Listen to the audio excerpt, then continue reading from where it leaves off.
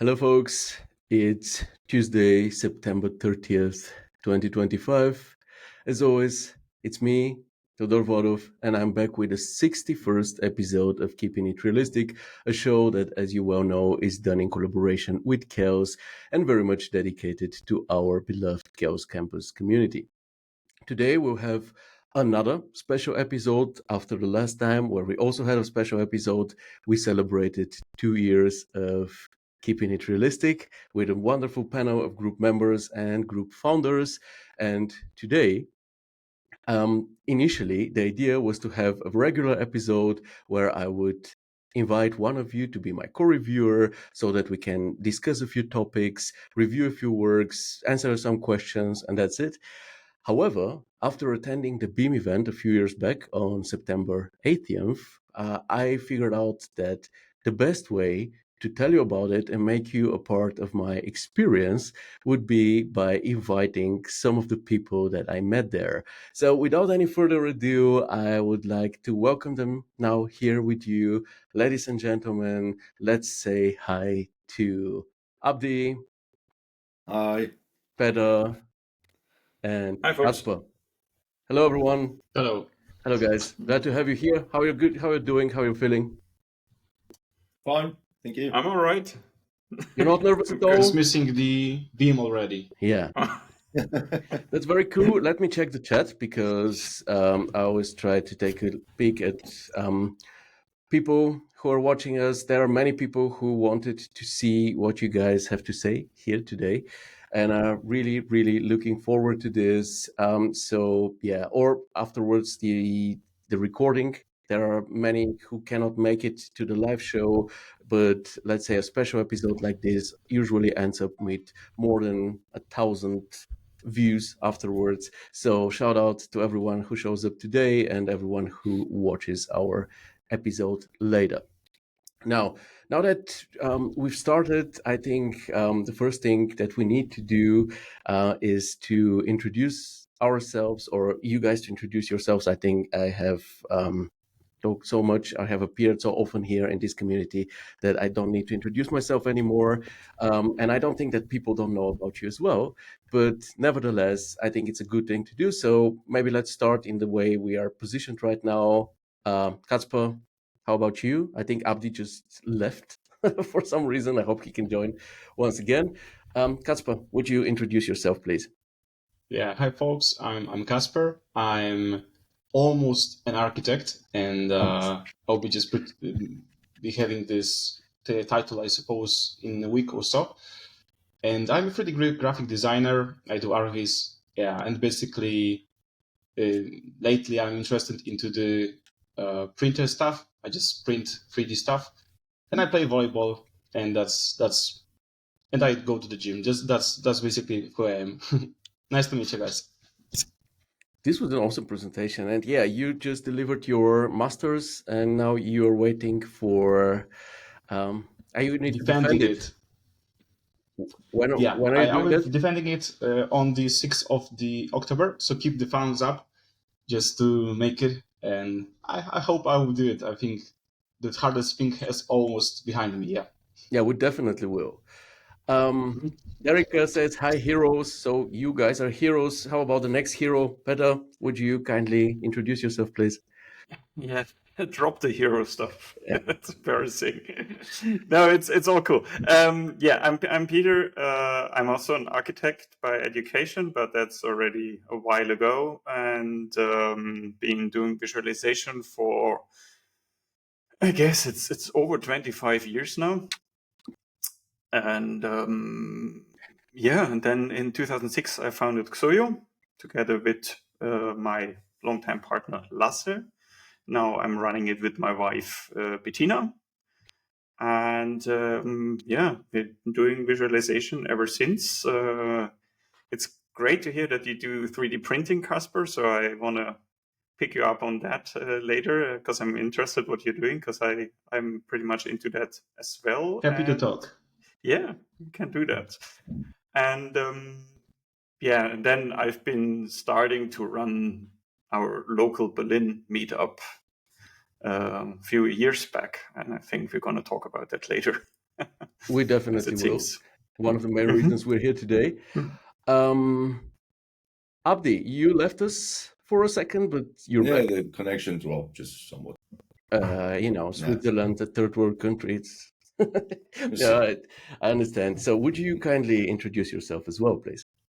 Well, I am now a 3D generalist, if you want. So I do 3D visualization. I do some simulations with liquid simulations, fire, stuff like that. And in the last 2 years, I was really busy with creating prototypes and stuff like that for my clients. So less that visualization, as you know and see all the time, fully textured and stuff like that. It is less that thing, but more working with the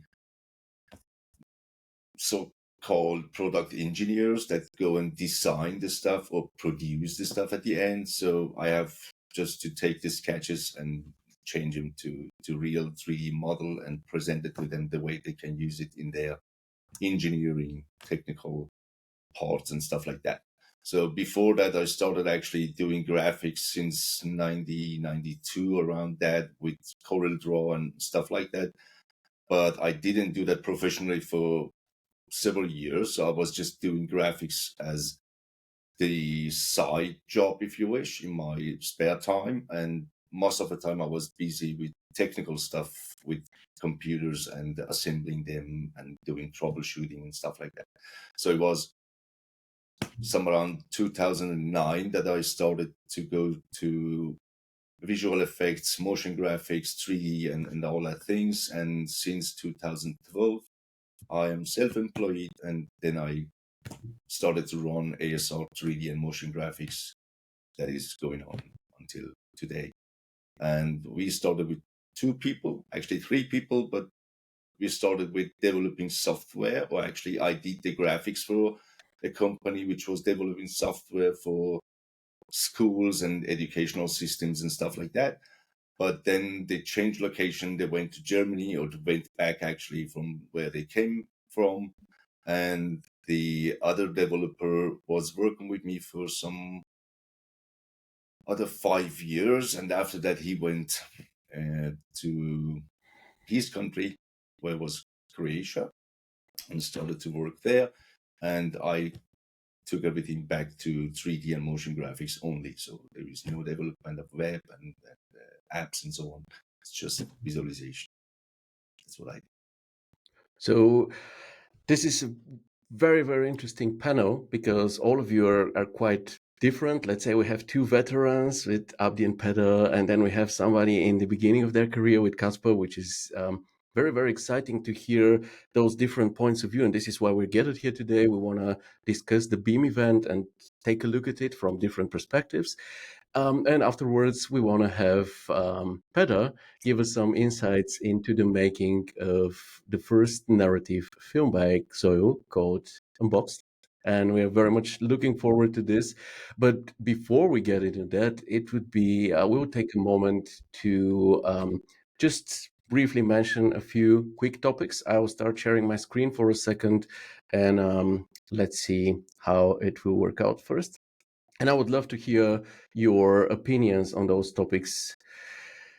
Dear guys, okay, let me share. Tell me if you see my screen. Here you go. Oh no, you shouldn't be seeing my screen. Not my whole screen. This was stupid. You should only see a window of my screen, which is this one.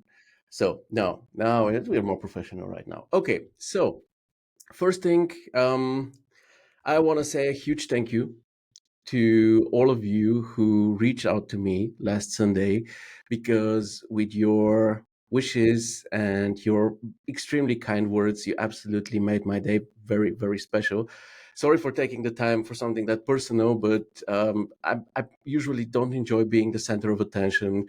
But you guys absolutely made my day. And of course, special thanks to you, Amit, for this amazing post that you did in the group. Every word of it means a ton to me, and also the reactions and what the people wrote underneath was just amazing. Really touched me, and this was brilliant to have and experience throughout the day.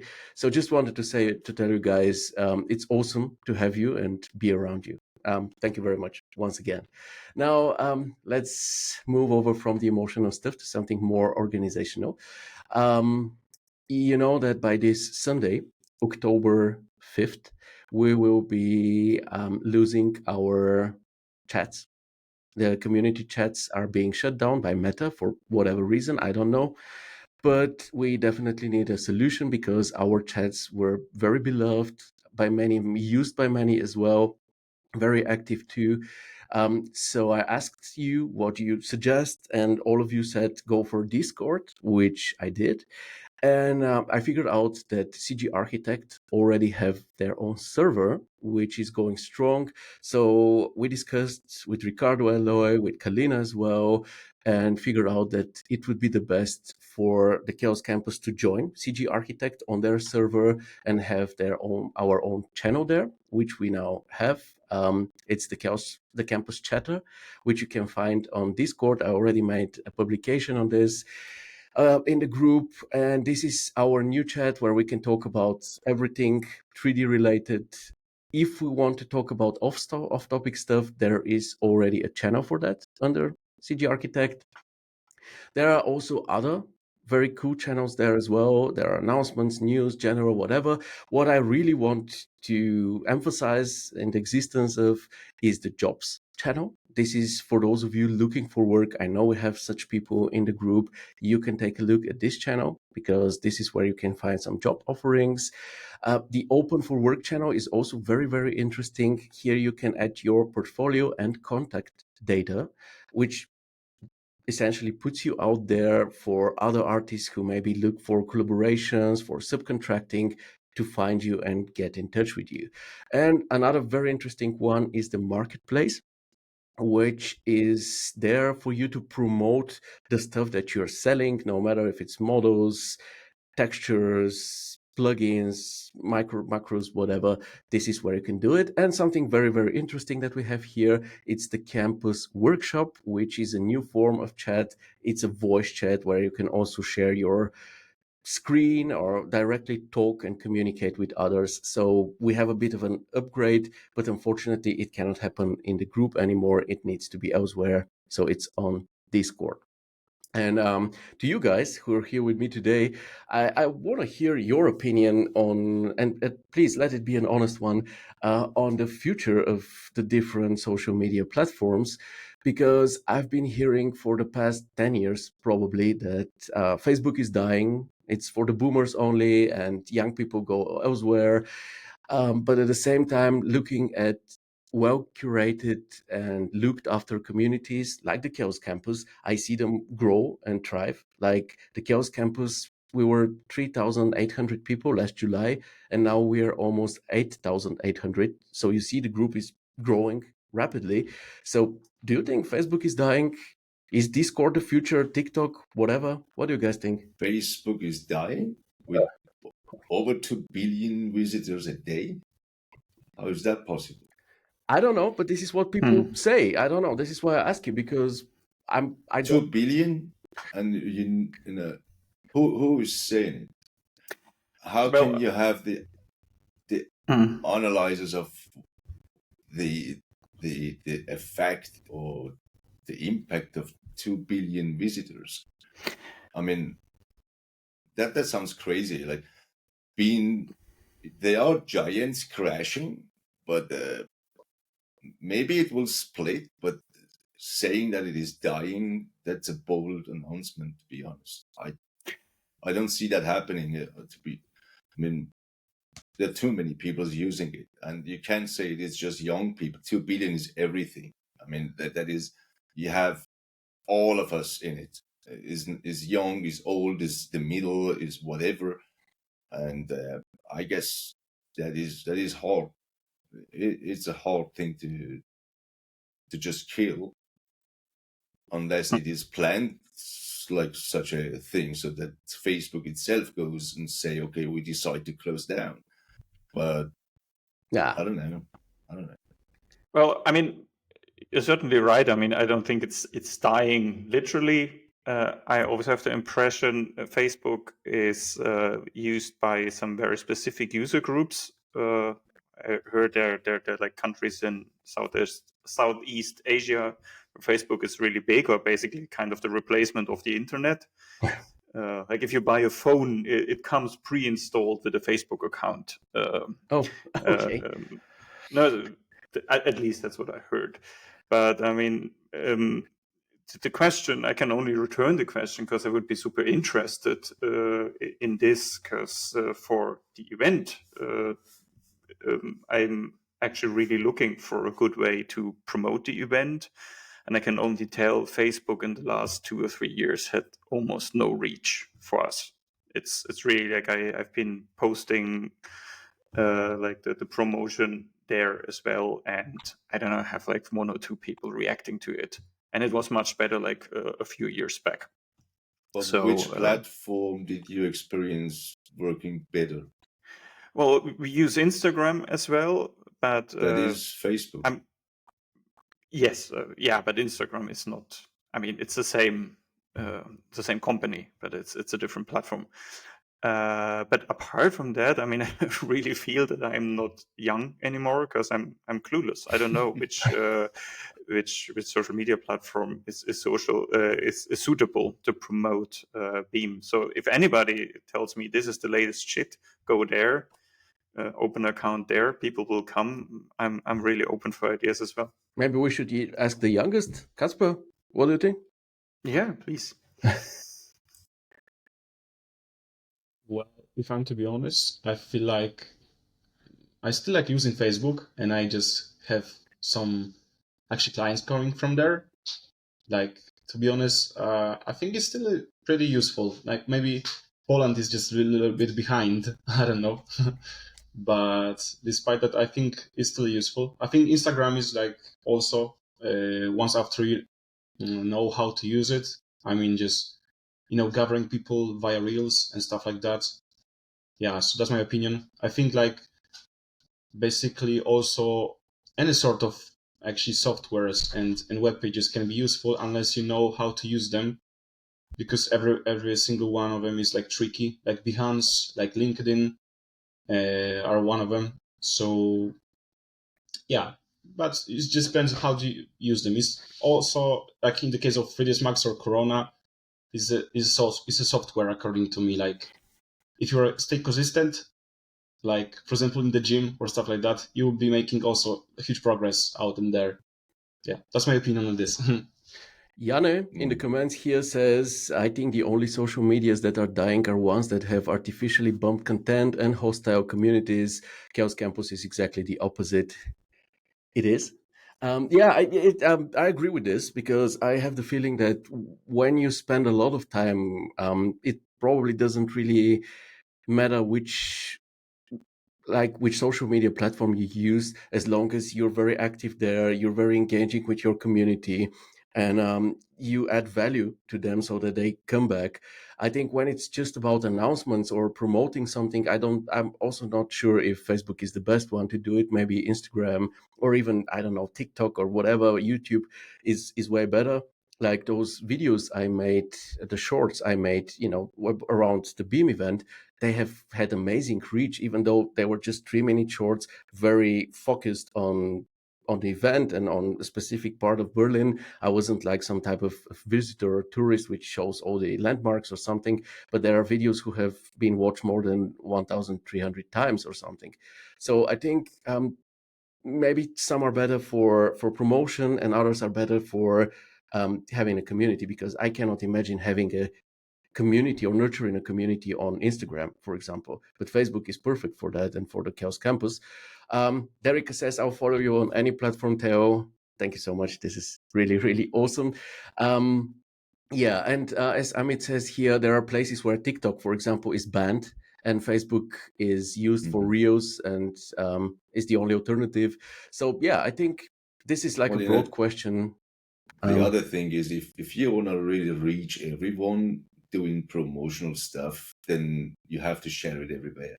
So you don't know who is where and who is liking what platform and so on. people are everywhere, and some are on different platforms. Some are just focusing on one single thing because they don't want to go manage 5 different accounts or whatever for no reason. But if you are a promoter and you want to reach really the highest amount of people, then you better go and share it everywhere. You have ArtStation, you have Behance, that is actually less people are talking about those platforms, but there are people there sharing the stuff. And you have other platforms like Facebook or Instagram, or even X is a thing that I see artists are going to and promote their stuff. So it's different, but if you really want to reach everyone more or less, then you better go to every place. So Yeah. By the way, just remember, LinkedIn has quite gained traction in the last 2 years again. I mean, it's more business oriented, but I felt like people are going more towards there again. Yeah, when it comes to like work-related social media platforms, probably LinkedIn is the most popular one. And even though I gotta say that I don't feel it's not my type of community, I gotta say. You know, the people who post every day and have these very deep thoughts about marketing and B2B and all of those titles to their names. And you know, I just came home from my from a wedding, and this is what it taught me about B2B marketing, and all of that feels very foreign to me. But I think it needs, I mean, if you have your own business especially, you need to have a LinkedIn account and be kind of at least somehow active there. Okay, let's move on to the next topic, because I think we can talk about any topic for a long time. Let's move over. It's just a very small reminder about our ongoing challenge, the Remise challenge.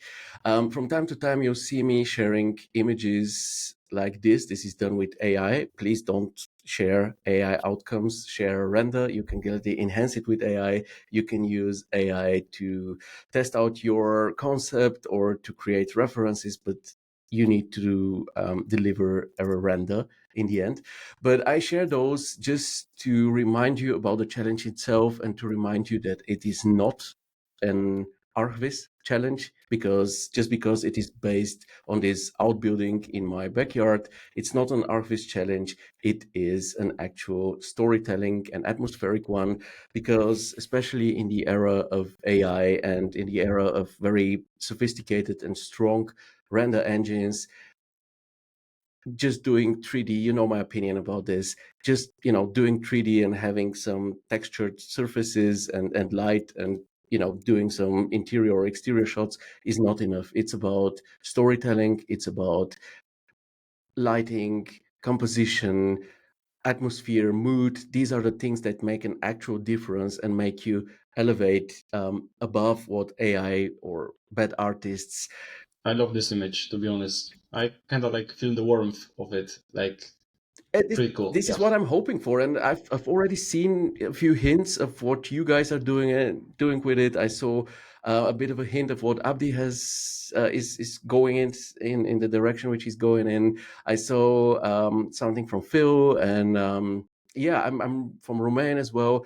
I'm really looking forward to this one, because once again, storytelling skills and you know, creating an atmosphere and a certain mood, exactly what you say here, Kacper. Like, I feel this one is exactly what I'm after with this one. I know it's commercially irrelevant when it comes to the building itself, but it's about creating this eye catcher in this portfolio of yours, which will later gain you some attention on the social medias we just talked about. What do you think, Peter? Can you start something, or can you imagine creating an idea around a building which looks like this? It's an outbuilding in my backyard. I mean, absolutely. Anything is possible. I mean, and surely you could create an idea out of that. Actually, it's always good to have a framework. I'm going to talk about this later in an animation as well. So not to start from a completely blank slate, but have a task like this. That's fine. I mean, I must admit I haven't especially looked into that challenge yet, but sure. Oh. Why not?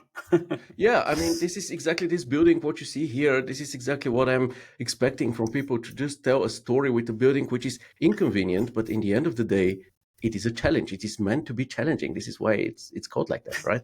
If I see this image, I actually would be really interested in the process behind it. How did the various steps happened? Yeah, so do I, Peter. I feel like to get there. I just want to ask the same question as Peter. Like, what was the steps? How someone actually like we are talking very often as architects, just to showcase our thinking. So we could have different approaches. So for example, someone first begin with sketches. Someone, I don't know, laying on the bed and just imagining the image. So I just would be very curious how it happened here. Yeah. I mean, this specific one was. Let me see if I can show you something. Well, it wasn't planned, but that's absolutely okay. We have a live show, and if questions pop up, I think it's better to answer them rather than to say we need to continue. So let me see if I can find the original image, and then I will show you if I am able to share it here. So yeah, which one is it? So let's say it is this image. Let me see if you guys will be able to see it. Yeah, you see it. So this was this image, which I fed into Nano Banana and prompted that I want this image to be turned into I don't know, something like a monastery or an altar or something like this. I wanted it to be surrounded by cliffs, and to have a monk approaching it, and to have this warm light coming from within. But it was a clay model rendered in Vantage for it, and it was just Nano Banana. And what Nano Banana gave me, give me a second so that I can go back and find what I got from Nano Banana here. I think it would be somewhere here.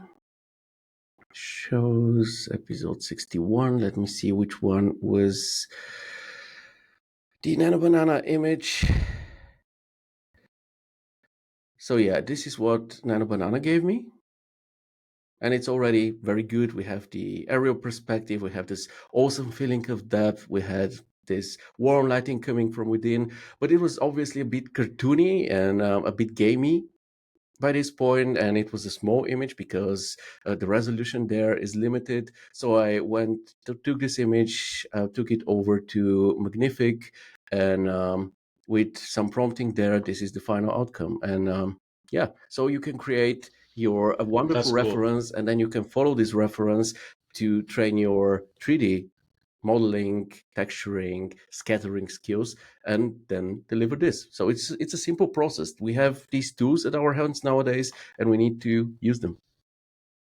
Was the prompt really long, like writing it into Nano Banana, or not? No, it was exactly what I told you. It was just straight to the point. Just turn this clay model into a realistic looking whatever. Well, that kind of proves me that AI is going to be revolutionary for our industry. Just imagine the ease you are having these concepts. That's actually maybe a good point just to start talking again about the Beam event, because there were actually people talking about those AI features and engines which actually helped creating concepts. I believe I also have talked individually while networking with other people about very interesting solutions, and yeah, that's actually pretty cool. Yeah, that was also a great transition to our next topic. Thank you very much. I was thinking about how I should do it. Theo doesn't pay me for that. Yeah, next time. But yeah, I mean, obviously, these were just the topics I really wanted to quickly discuss with you. I don't think I should be sharing anymore. And yeah, as I think it's time for us to move over to our main topics for the day and start off with the Beam event. So last time oh no, I shouldn't have stopped. Come on. Okay, I'll have to do it once again quickly.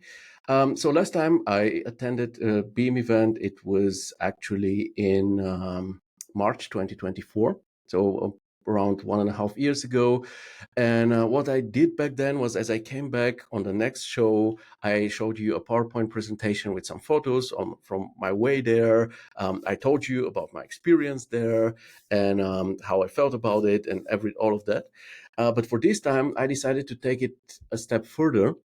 So while I was there, or while I was on my way there, I actually started creating those shots, which I then shared on our YouTube channel, the Campus of Chaos on YouTube. And as you can see, we talked about social media platforms, like they had a great reach and a very, very positive outcome and a very positive response from the community as well. So if you have missed those, gladly go there and just watch the shorts. I'll gladly share them in the comment section. But yeah, more or less what it was just me sharing my journey, how I started in Dillenburg, how I went over Frankfurt to Berlin, and then my time in Berlin, then my day, the day of the event with Abdy, and later with Kacper and Claudia, and then the evening of the event, and then the aftermath. So my thoughts on the day after. So you can go and watch this.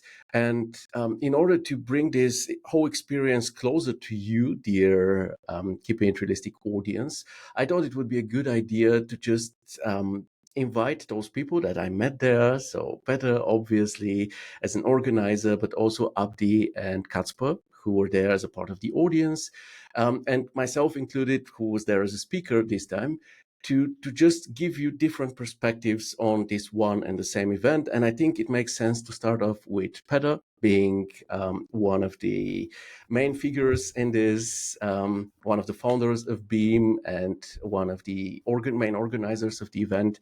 So Peter, would you tell us a bit, why is there Beam at all? How did it start and why did it even start? Well, to be honest, the way it started, that was not really in my hands. That was thanks to my friend Artem, who's now in Tokyo. So I don't know if he's listening. He took care of a Berlin meetup beforehand, and I joined a couple of times, and then felt compelled to, I don't know, help out. How can I co-organize? How can we, push this further? And so what we did, it was in 2022. I offered him, so we met always in pubs before, and that was easygoing. Just everybody turned up, had a couple of beers and drinks together, and I said, well, why don't we just try to make it a little more flashy? I can offer to invite people over to our studio, XOIO, so we host them and we offer them drinks, and maybe we even do like 1 or 2 presentations. And that moved to other studios as well in the Berlin area. And during the time, let me see if I can get this chronologically in the right order. I went to a couple of conferences, and that was indeed for myself quite a life-changing experience, especially one conference, the D2 in Vienna, where I could present, and it was a big thing for me. I was super nervous about it and prepared it as good as I can, and in the end, it was really good. I enjoyed the whole event tremendously. And I felt really inspired also by how Fabio, Jason, and Christian, how they polished the whole event, gave it a proper face and a proper type front. And so the idea was born, like, how can we actually do this to the Berlin event as well? And during the time, I attended an event hosted by Chaos as well, independendly in the Berlin area. And that's when I met Kali. And I addressed her and asked her, well, it's great that you're doing this here. So why don't we see if we can team up and join forces? So you bring all the resources you can, and we have a good connection to the community here. and that's how the first event, Chaos Unboxed event, I think in autumn 2023 happened. And after that event, which was very successful, like we had a full house with 80 to 100 people attending, I felt like I really, as I said, I want to polish this. I want to give it a proper face. And so I sat down with my colleague Julia at XOIO, and we thought about a name and some colors and some CI. I really enjoyed doing this. That's cool, Peter. Sorry to interrupt you, but do you think would it be possible, for example, to move the beam, for example, to Poland? Like, for example, I could help you organize it in the center of Poland, like in Łódź. I believe it's like a nice location. Or maybe we can call it in other words. I'm just like giving you thoughts. Maybe some people would be also interested in it. I don't know. Mm-hmm. Okay. Well, thanks for throwing in that idea. In fact, I'm thinking about how could this develop further. So that might be an option. I mean, the problem now is that BEAM is the acronym for Berlin 3D Art Meetup. So that's it would be then called PEAM or LEAM, yeah, or BEAM. But yeah, let's keep on talking. And you just need to find a Polish city which starts with B, and then it will. Yeah. There are a couple, but they're already like kind of small. This the ones I know, or maybe there's like a Bydgoszcz, but I don't know whether people would like to come to Bydgoszcz, like, and they would like BEAM. I don't know. Okay, but yeah, it's a good idea. Let's keep on talking about this and see what we can do. Yeah, sorry to interrupt you. I just no, it's all cool. Yeah. I mean, this has to be interactive, so please do interrupt me. Yeah, and ever since we have been collaborating with Chaos on this, we've been doing this twice a year with the kind support of Chaos. So that's awesome that Chaos makes this possible, and we've been organizing this together. And it's good, and we've been able to bring great speakers to Berlin, to the Berlin crowd, and I think it's great value for the people here. So that's the best thing about it. I mean, 3D artists spend so much time behind the screens. It might be a quite lonely job at times, and so I think giving something back to the community. And celebrate being together and sharing knowledge without boundaries across studios. That was always a very important principle for the BEAM event, that there's no weird animosity between studios. So I'm contacting every studio I know in Berlin and try to be as open and as kind to invite everybody to come over to give a presentation if it suits. And yeah, that's it. And then we do have finally a couple of smaller BEAM events where we just meet informally again, especially during the summer, either in the beer garden or on the Tempelhofer Feld, which is totally, as I said, informal and without any further program. And I think that's also a very valuable site. And Artem has mostly been taking care of this site. So they're happening more frequently then, or? They could happen more frequently than they do currently. Yeah. I mean, you've been saying this in advance. The thing is, it is work to organize these events. They don't happen that easily, even the smaller ones. But so yeah, at times we've been a little lazy with the smaller events that could happen more often, especially looking at other cities like the 3D London, which happens every 2 months or every month. I think 3D New York happens every. But very often, and I'm impressed how they can keep that up, and how the community also holds it up and comes frequently to these local meetups. Maybe it's more people who, kind of are part of the organizational committee, and Yes. the work is spread among more people. And now arriving at the latest event from September 18th, how was it? How did it go according to your expectations and your perception? Oh, it went very well. I dare to say, as usual. I can share a couple of impressions if you let me. Please do. Hold on. So let me go down to version. Yes. So can you see my screen? Yep. So that's a couple of impressions from the event. As you can see, we always hue the whole space in the beam colors, the deep magenta, and that's one of the presenters from Sofia Ivailo Begov from Cosmos Cube, who gave a really nice impression talking about ArchViz and the human eye versus artificial intelligence. That's Jane from Chaos showing us the latest developments from their software side. And he's already a veteran. He's been presenting twice already at the Beam event. And I was there both times, funny enough, because he was also there in March 2024. And he's also now in the comments here. So much love to Jane. You did amazing. So yeah, that's just an impression of the space. We're lucky to have this photo studio, which we could rent again and again, which is just a very nice, minimalistic industrial space. Very creative atmosphere too, I gotta say. Great to hear. Thank you. So we can always fill it with light, basically, which is the fun part. I always get there a couple of hours earlier.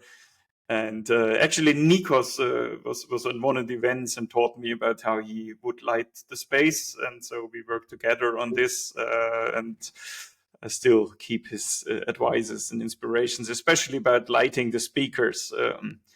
Theo looks like an angel there. I look like a security more than an angel, but yeah. Yeah, you got things under control for sure. Yeah. So yeah.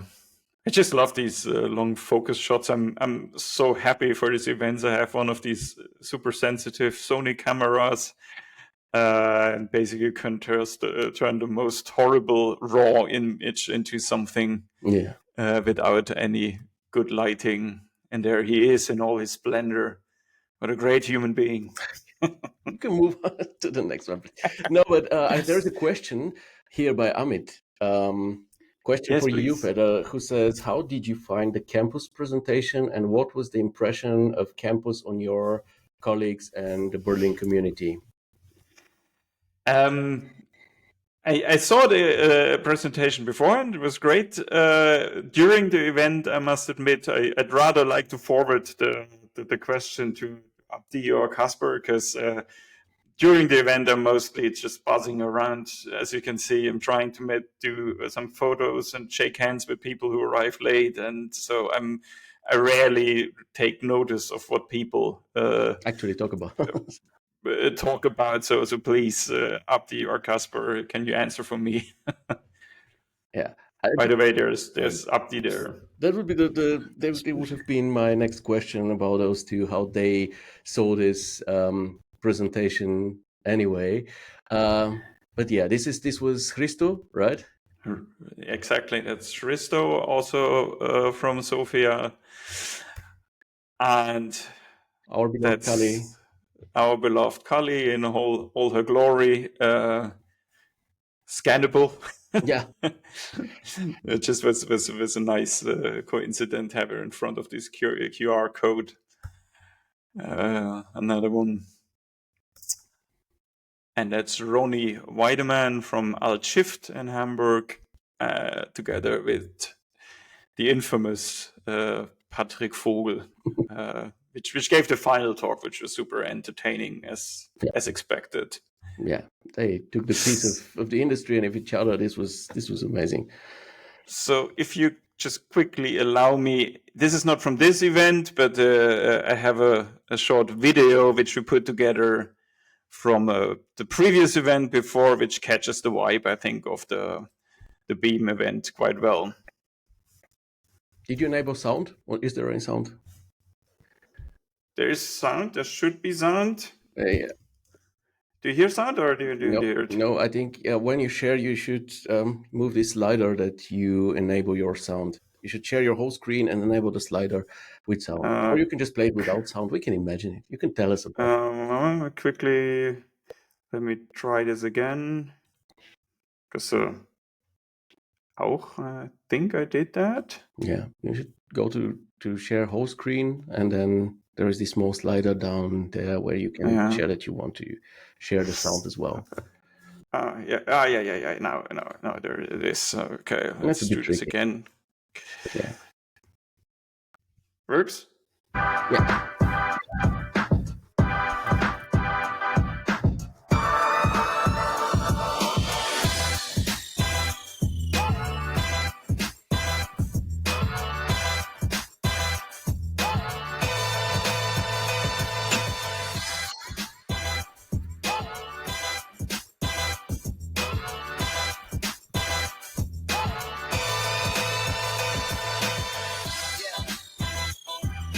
Hello.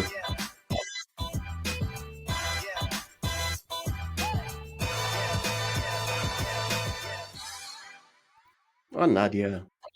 Yeah. So yeah, you saw Nadia as well, who has helped us with the organization for the years, which always was much appreciated. She couldn't be here last time, and then you saw Hannes from Narrative. We was also joined our organizational team. Yeah, and Artem. Yeah, it was really amazing. Thanks for sharing this. And let's immediately continue with Abdy and Kacper. Maybe Abdy, you first.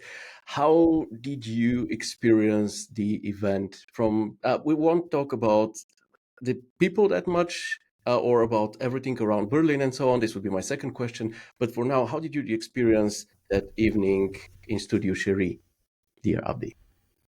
Well, it was actually really great. What was cool about it is that you come to a room full of different artists from all different fields of visualization and 3D art and everything. And the amazing thing is how all of those people are having different workflows to approach the art. And that is really inspiring. And that was really cool to see what they are doing. And some people are going really crazy steps to create their stuff. And I was talking to a guy who was scripting 27 layers in After Effects to create the effect he was after. And it sounds approachable and really easy when he's talking about, but if you dive deep into that thing, you see it's kind of crazy stuff going on. And that was really inspiring to see what people are doing and what you can achieve with the same tools. And the things that you are seeing and you're watching is not just a piece of a work or something. It is the power of digital art that comes over and pulls you really in, and you really can imagine the only thing is pushing the boundaries of your imagination, and then you can create all sorts of greatness. And that was actually really inspiring.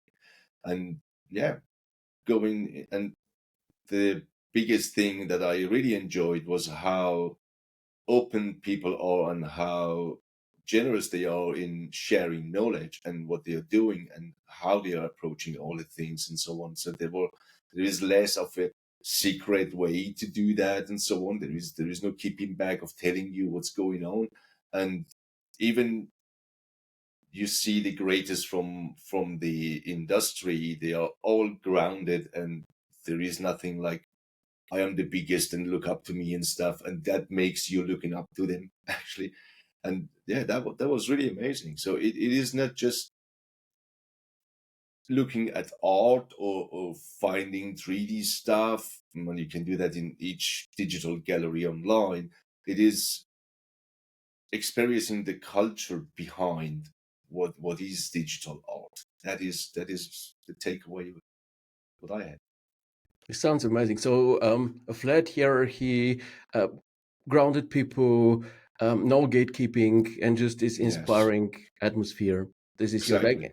your and that motivates you. You know, that is giving you a reason for why are you doing what you're doing, and you see all these different things coming together. It's just amazing. It's another thing, talking to people online and being a part of the biggest community online maybe, but if you're face to face with those people, you feel each other, kind of the energy that is there, that is awesome. And to answer Amit's question, how did you find the campus presentation? I don't dare to say anything against it. No, it was awesome. It was really as expected.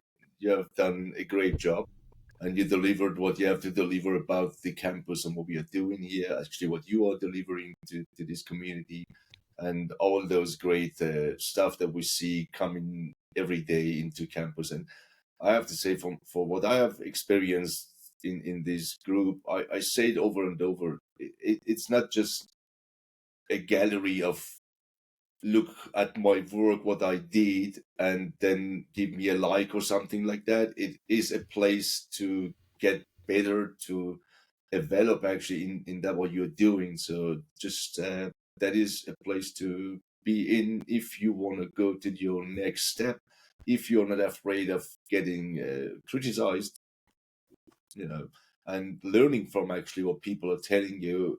If it is wrong no matter who did it, right? So if it is a point that experienced people can tell you, listen, customers will not buy this, and you can't just bring it to them, because next thing they will see is just the better work as yours, and then they will switch. So you better keep on with getting improvements or bringing an improvement into your work and stuff. So that helps people.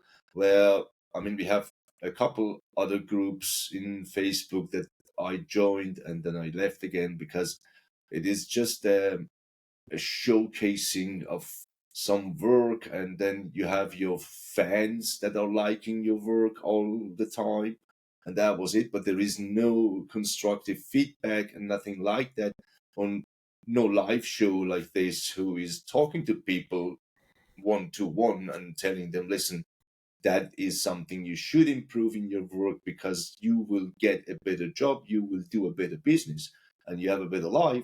So that is rare in the whole Facebook communities that I have been joining in. So I am not a part of each single one, but this one differs from all the others. And it is really a great place to be in and see all those things coming in and learn from every single talented artist here. And we are very, very happy to have you in return. You started your Tyflow for Argvis session because of this community. I'll never forget this, because no problem. Really appreciate this one. And just your general, being there, showing up, sharing your experiments with simulations and stuff. It's great to have you in this community, dear Abdi. So thanks in return. And my pleasure. Kacper, how did you experience the event, the presentations, the speakers? Well, I kind of experienced it pretty cool. I mean, it was cool that it was like diversified, like people coming from like Abdi said, from different backgrounds with different experiences, and that was really interesting. The thing that I liked the most in this event was actually the fact that, like Abdi said, that you could at ease go talk to someone who is like more experienced, and like, for example, talking with people from like narrative, like XOIO, and like you just simply just talk to people, and they are very like, not like, they're like even, like you don't have to like worry about whether I did say something wrong or whether I was it appropriate what I said. You just go on and just talk with people, make connections. That was the most beautiful thing about it, I think. Apart from lectures, I think like if someone takes notes and stuff like that, it can also be pretty useful. And it is like just being able to see something that you haven't like seen before. So you just acknowledge that something like this exists. Like, for example, our group and other like things. But basically, talking with other people like was just, I think, was like the pure essence of this event, of the BEAM. Yeah. Thank you so much. And now you and Abdi, you guys traveled a long distance to be there on that day. Like, you came from Poland with Claudia, which I was very happy to meet. Send her my warmest greets and hug her for me. Actually, and Claudia Abdi, is like cool, here, but she's like kind of doesn't want to show herself. she's still Claudia shy. jest w pracy. Yeah, just a little. Yeah, but she's welcoming and just saying hi to all of you. Yeah. Hi back to And her. so to all our audience. Yeah. And Abdi, you traveled from St. Gallen in Switzerland, so you took the train to Zurich, where you took the plane over to Berlin, and then a taxi to come meet me. So you guys took a long distance trip to come to this event and be there. So I saw you doing a lot of networking, or at least participating in many very interesting talks. Would you say it was worth it? Because obviously this takes time, this takes planning, this takes money, for a hotel, for the travel costs. So would you say it was worth it? And obviously, like, Peter is Well, here. honestly, I knew it was worth it even before I booked it. It's an obvious thing. Meeting, that you're gonna meet some great people, and that is not a gift that you're getting every day. So it's awesome, and you just can get benefits out of it. You see both sides. It's not, there are so many people that are not self-employed. They are working in a company, for example, and they're just gaining knowledge, coming in contact with people, and so on and so forth. But they're fine so far, but there are others that are struggling still in that business field. So they didn't find their real position to get to stabilize themselves, so they can make a real living out of that. So they're waiting for some opportunities yet to get a job or to have a possibility to collaborate with some other people and so on. So that was the less good part of what you have experienced in, with all the things that you saw there. But of course, it was worth it. Every single second of it, really, from the very first beginning to the very end. And again, meeting all those awesome people, such as Peter that we have today as our guest, and other people from all the other companies that where they're talking about their experiences. The names aren't something I can keep in my head all the time, but we had some people from the VFX, right, from the movie making thing, and he shared some just gorgeous and awesome stuff. And I was talking to him about details of simulations and so on and so forth, and it is really crazy to hear stuff you wouldn't even imagine to do what they are doing with their experiences and so on, and taking actually your issues away with some simple workflow tricks or behind the scenes and so on, that you think, okay, that makes sense. If I do that, then I'm going to save a lot of time in this whole simulation. And I didn't know that, for example, so that you can do something with air pressure in your mist and changes stuff and so on. So you're learning a lot. So that is absolutely worth it to at least visit it once, no matter where it is. If you can go there in, by an easy way, let's say. So if you don't have to travel half of the planet, then I agree with Abdi. It's totally worth it. Yeah, it's totally worth it. Like, I was skeptic at the time, but I knew that actually this time would be good spent. So like, there is no better time like spent with someone you like for example with Theo and Abdi, that we could meet together and talk and share some kebab, I don't know. And the fact that actually, it was kind of costly, to be honest. Berlin isn't one of the cheapest city to live in, but it was worth it. Yeah. So everyone that actually is like wondering whether it will be worth or not, I mean, just don't think about it. Just be there next time. Right. If you can afford it, I would also say the same.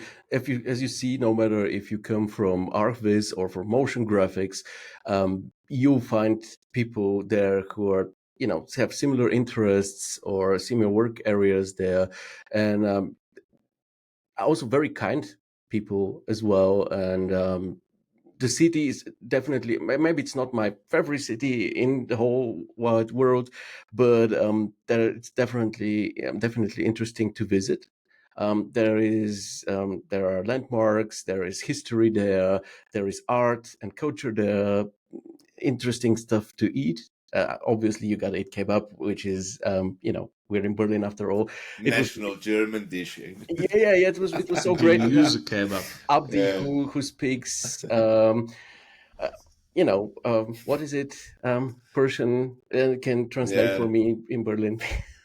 There is a lot in this language, but yeah, and the networking works as well, I would say. So if I could also quickly share my experience from the third point of view here as a speaker. Now, organization-wise, I gotta say, first of all, like the way you welcomed the speakers, Peter and also Artem and Hannes, it was, and of course the Chaos folks on the next day. It was so kind, so welcoming. That we met on the previous evening, even though I suppose for all of you guys there, it was just a normal work day, both the day before the show and the day of the show, and you still spend the time with us and talk with us. You were hanging out with me and the other two Bulgarians till midnight. I really appreciated that, and it was just a good time that we had. Hope it goes. It's for you too. totally my pleasure. I mean, it's the least I can do, because you guys, I mean, you make all the effort, come here, you prepare a presentation, and I mean, it's just what I'm just trying to be a good host, and I don't think everyone would do it like you, but it is truly appreciated. Just so you know, we felt really welcomed there, and like like we're at home, very homey. And as for the organization of the event itself, to me it was perfect. Like everything worked. I sent you my presentation as I came into the studio, and I was one of the first people. So, and not everything was even set up, but my presentation was already on the notebook, and you have made sure that it works and everything. So yeah, thank you very much for this. There is one exception. We ran out of beer, not out of drinks. We ran out of beer. So maybe next time for the next purchase, you need to just change proportions. Unless this was a deliberate choice, of course, because you don't want people to get wasted. No. There should be always enough beer. I mean, we're in Germany, right? I mean, it's easy. It's an easy win. I mean, beer is not. Yeah, and maybe like it's not when it comes to the end of the event. It's like it's this networking phase, and some people need to maybe go home to sleep because they have to work the next day or go back to their families, whatever. But I personally, this is just thinking out loud in front of you. I personally think that in the end, the people who attended this and are still there can be asked to all help, because the idea is that we afterwards go to an after party or some after drinks together as a group, and it's almost a bit of a pity for an event which is otherwise completely free of charge, which offers drinks and snacks. I don't think it's too much to ask the people to pick up their drinks and put them in, in the, I don't know, the word for this, where the drinks belong, and to maybe push the chairs together so that there is less work for the organizers and that we can all together then go to an after party. I would do it if you would ask me, even not if I'm a speaker, but even if I was there as a guest like 1.5 years ago, I would immediately come and help, because you're doing already so much. You did. So no, that's. I mean, I must admit, I'm totally happy how people helped together on this one. And unfortunately, I mean, you've seen me. They're like shifting all the gear back into the storage. That's something that I cannot have more people on this, because we have to drive there. But I mean, I always hurry up and try to meet you guys then later in some dodgy bar. Yeah, because we love spending time with you. As for the audience, I would say all people that I have personally talked to on this evening or during this event have been nothing but nice and pleasant and knowledgeable as well, and interesting to talk to. And during my presentation, I assumed that they would be, that they would listen to it, but also kind of chat with each other as well. But they were very focused, like almost intimidatingly so. They were just staring at my face the whole time, which is just due to me being not experienced. As I already told you last time, I had presented in front of people was 14 years ago. So this was kind of like I had to get back into this. But I gotta say that having those known and familiar and friendly faces like Abdi, Kacper, Claudia, you, Artem, Hannes, Kali, those familiar faces, it actually matters and it helps a lot with the nervousness. I say this because in the past we've had some of our group members here from the Chaos Campus present elsewhere, and I always try to be there for them and say, "Hey, I'll be there to emotionally support you." And to myself, I have been thinking maybe it's just virtue signaling on my side. Maybe they don't need it, and it makes no difference to them. And I'm just thinking I'm helping. But having you guys there, just looking at the front row and seeing Abdi, and then seeing Kacper and Claudia on the side, and all of you there, and knowing you're wishing me well and stuff, it really made me be more grounded and be more laid back. Our pleasure. So shout out to you, of course, for making this journey, and for you, Peter, also for organizing these amazing people. As for my personal presentation, because Amit asked about this, let me answer the question from my point of view. And I gotta say, Kali had shared some footage from me presenting in the community. I watched it and I didn't like it very much because for my personal perception, I was speaking way too fast. And when you do that, you don't sound that genuine anymore and that authentic. It's like you've learned something by heart and then you're just spitting it out there, which this is just, I have very high expectations for myself. So for my next presentation, the thing that I would pick up is that I would really need to make sure to talk calmly and slow, so that it sounds more genuine and not over prepare, because this is what I did in order to not be like forget words and stuff like this. I have been rehearsing my speech so often. Theo, I haven't experienced like this. Like I think like the pace of your speech was just to the point. Maybe it's just because like we are not accustomed to listening to ourselves. You may think that you were talking a little bit, but I think it's just have to find the sweet spots so that you sound natural at the same time. So if you would slow down too much, I think it would sound unnatural. So you may just consider it. Yeah. Yeah, that was authentic, to be honest. It wasn't anything off or something. So you didn't came over like another person be doing totally something new or something like that. So it was really cool. And, people are getting the information at the end and they don't remember the speed they got it in their minds. So so what they remember is like you and the chaos group. Exactly. And that was the point of it. And if anyone missed anything, there was a QR code to scan. So True. Yeah. Well, it was a really fantastic talk. So. Glad to hear heard it. You did a great job. Yes. Pulled it off like a pro. Even Peter says this. Peter says already that he's not listening, so we don't need to trust him here. Thank you very much. I didn't say this, to fish for compliments. I've been criticizing here everyone for 2 that's years. not a compliment; it's a fact. Thank you very much. So I gotta criticize myself too as well, and I managed to squeeze in the 18 minutes that I was given. I'm proud of this. That was amazing, because normally people just totally miscalculate. But at the same time, if I had spoken for 1 or 2 more minutes, because I would have been slower at some spaces or at some situations, I think this wouldn't have like overturned the schedule of the whole event, right? Yeah. But seriously, I really mean this. This is actually one of the hardest things if you have a presenter and he doesn't like manage to be within his time frame.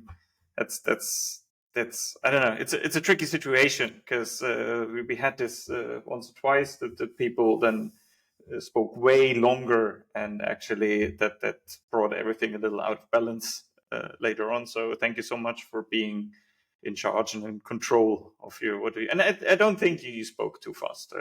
What I heard, it was totally natural and all right. But I can see the feeling. I hate myself seeing myself on screen as well. Yeah, I never watched the Yeah. recordings of these shows, so if we have 1,000 views, it's not because of me. I Okay, guess people who are not actors, they don't enjoy themselves on the screens. So. yeah, Johnny Depp doesn't watch his movies, as far as I know. Guys, do you have Okay. anything else to add to the Beam event, apart from saying one huge thank you to all of you for you guys being there, for Peter and all the others organizing this? Do you have anything else, or should we move over to the Unboxed movie? Well, I mean, in fact, I really want to stress that point again. I think one of you already mentioned this, that these physical meetings, these opportunities to get physical together, I think they're extremely valuable. And I mean, I'm not doing this to get more people to the next event. Wherever you go, wherever you have the chance to meet up with people, go out and have a beer together and talk to each other. I think this in our times is super crucial. So that's one of the biggest assets why actually we are doing this. Yeah, exactly. So Theo, apart from like moving farther, may I share a screen for a minute? Just Sure, of course. Yeah, I just wanted like to have you guys have a glimpse of what happened at the Beam, like from my perspective. I mean, just like a couple of photos, including not only the space, so the studio chalet, but also the Berlin itself. So basically, Sure. This was a really nice event, and as you can see from this really advanced photos we took with my iPhone, the climate was there. Yeah, people talking and just sharing their ideas and what they've prepared with themselves. I'm pretty amazing. Here's our Theo, our mentor there. Just having some talks about the live stream Chaos Campus and keeping it realistic show. So something that we are having currently. Yep, and also some shots from the events and so on and so forth. And apart from that, I would recommend all of you to join this event. For example, maybe due to this, like, the music kebab is like, it speaks for itself, like, to be honest. I ordered, like I talked with the Abdy. Mess. Yeah, Peter, believe me or not, but I just like talked with the Abdy and Theo already, and I like ordered 2 in a row. That was so good, yeah. And apart from that, yeah, also nice dining out with friends, just having some nice breakfast there. It was pretty cool. And first time trying the real Iran, I suppose it's a yeah. So pretty. I kind of miss this. I mean, like I tried it in Poland. It's not the same. And Berlin Iran and Berlin kebab are special. Yeah, famous. And you could also experience some interesting stuff there, like and of course, if you're like far off architecture, you could just see some interesting buildings out there, and just I believe that actually those photos like kind of speak for itself, like, and I have to like talk too much. No, this is wonderful that you're sharing this, because once again, this is part of the answer to this. Oh, this is a good one. Like, was it worth it? And yeah, there is more to just like, you took your fiance to this event. Yeah, there she you is. were there. Here in front of the Brandenburger Tor, and don't tell her that I shared it, because she will kill me overall. Yeah, we'll be silent about this. It's not that there is a recording or something. And you took her there, and you made something more out of it. This is what I'm always saying. Of course, it costs money. It takes time. I'm fully aware of this. But maybe people can sometimes combine those two things. Like, you travel to Berlin, you visit the city, you get Yeah. many kebabs. That's basically what I want to say. Yeah. And so actually, the funny thing is that actually Claudia is not that closely connected to the 3D graphics and stuff, and her profession is kind of different. she's a paramedic. But yeah, she's a paramedic, and basically, if there are like anyone like listening to our, it's not podcast, but to keep it realistic show, if for example, like you have in mind, like, okay, I would go there, but I would like leave my second part at home, so just come with her. I mean, like Claudia was surprisingly like interested in the show, like despite like it not being her like profession. Like sometimes she would like whisper to my ear, like say, "Oh, that actually was interesting what he said," or "Oh, that was interesting," and I was like, "What the heck?" I mean, like, you just like bored with my work at home, and like currently on the event you're like interested in stuff like that. I was like pretty amazed by that. So I would recommend any actually people just to join such events. And yeah, I mean, better. You couldn't have had better advertisement for the event. Yeah, indeed. Yeah, amazing. Yeah. And maybe I mean, at the end, I just want to like share the. Sorry to interrupt. I just want to like share something cool also at the end, just of my speech. If you also want some kind of adrenaline, just jump into the beam and stuff like that. Yeah, no, but I mean, this is definitely something cool that you Yeah. cannot Thanks. experience in a city like the one I live in, 30,000 people. So, yeah, Peter, you wanted to say something? Yeah, I mean, the one thing you said that your fiance really liked it, what came to my mind, I mean, if you've never been to a meetup like this, it is, I think it's actually more interesting if it's not all about just our profession and doing imagery, but we also had talks about like how to handle clients or general work-life balance issues, which also might apply to broader audience or people who are not that close to CG. And for me personally, these background stories are actually always way more interesting, or the community building aspect of it, rather than how to which button to press to get better sampling, blah blah speeds stuff. I mean, this is stuff that you definitely can also find on YouTube. And so I actually tend rather to look for people as presenters who show the human side of being a 3D designer. Like, I mean, we talked about computer games, right? So, talking about buttons to press, I think it would be now time to make a transition over to this animation by XOIO that you would like to talk about. I think we can talk about the BIM event for a long time, but I don't want to have this show be like 4 hours. I do want, but we got to respect everybody's time. So, do you want to tell us a bit about some button pressing, because you've done a lot of it with the Unboxed narrative film? Yes, give me just a second. I need to quickly set this up. While you're setting it up, thank you very much also, Kacper, for sharing those images, because this gave a bit of this Berlin atmosphere and of the things around the event. And really, I think I wanted to do it. Yeah. Happy to do that. People are saying, Danushka says, I feel like Kacper kind of broke the shackles and now he's more vocal and has a ton of energy and personality to share, which is amazing. I just saw this image. Yeah, it's just thank you, Danushka and your guys.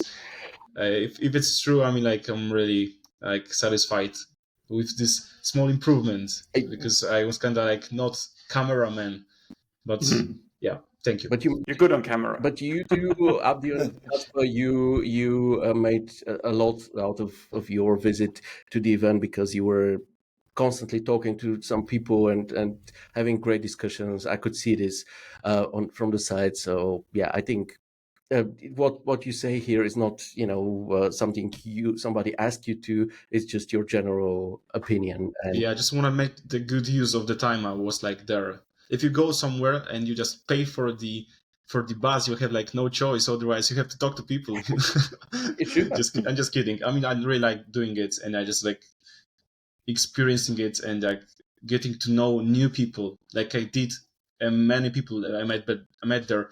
The same with Abdy. I don't maybe necessarily remember all of the names, but I do remember the faces. I remember the talks we've had, and I think that's the point. Yeah. Absolutely. Peter, you done? All right. So let me Stage is yours. share my screen. Please do. So this will be very, very interesting, and well, we'll see. Yeah, that will be interesting indeed. Oh, it will be. And I know for our guests here, for both Kacper and Abdy from the motion side, and of course for our audience as well, for me too, I'm really looking forward to it. All right. So can you see my screen? Yep. All right. Okay. Yeah. So you talked about not over preparing your presentation. I'm definitely on the other side with this one because I haven't prepared. I mean, I held this presentation in a similar way 1.5 years back, and never since then. So this might be a little bumpy, but I'm trying my best. So yeah, I was extremely pleasantly surprised to see our Unboxed animation popping up on the Chaos campus. Yeah, I wanted to show some behind the scenes stuff. I'm talking on behalf also of my team. This is always very important to me, even if they didn't work on the animation themselves that much. They kept they kept me peace to work on the animation in 2024.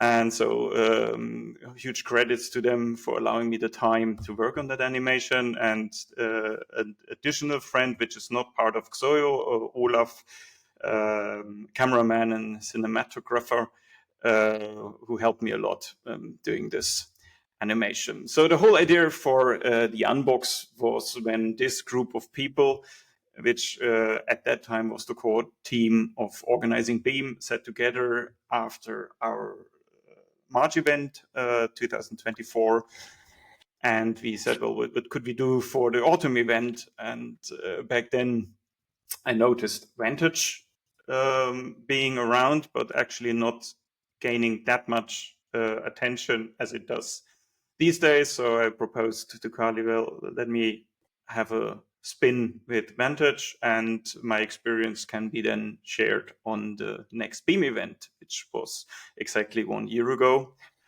And so they went for that idea, and I started getting my hands dirty on Vantage. And the result of it was the animation called Unbox, and I'm going to share some behind the scenes stuff here, and I hope it's interesting. So basically the Unbox is for me my very own interpretation of doing architectural illustration, which I've been doing for almost a quarter century now, or pretty much a quarter century. But we never really did a full narrative film. I mean, obviously we rendered animation, but it was bits and pieces that has been used in other uses, but developing a whole short film was something we never did. And so it was a leap of faith to engage into this. And the whole presentation is half talking about this internal project and also about talking about Vantage and how it helped us doing that. And the whole animation, just to take that away, is not rendered fully in Vantage, but it's rendered in V-Ray, Corona, and partially also in Vantage. So part one, the pre-production, how we engaged into this. Well, if you have an internal project, I think it's always quite helpful to set up a framework. And we took Chaos as a client, which it wasn't. I mean, we weren't contracted to do the animation, but honoring our friendship and collaboration, I actually really liked the Chaos corporate identity, the different themes. At the time, they also made use of that dark theme, which you could see on the right side, and the bright theme on the left. The recurring theme is also that cube or the rectangle, and the predominant color of red. And back then they started the unboxing series, and I had this idea: what happens if we take architecture? How can you unbox architecture? Not translated in the literal sense, or maybe just the literal sense. How do you transform something out of a simple, archaic cube into something more complex, filled with life as a piece of architecture?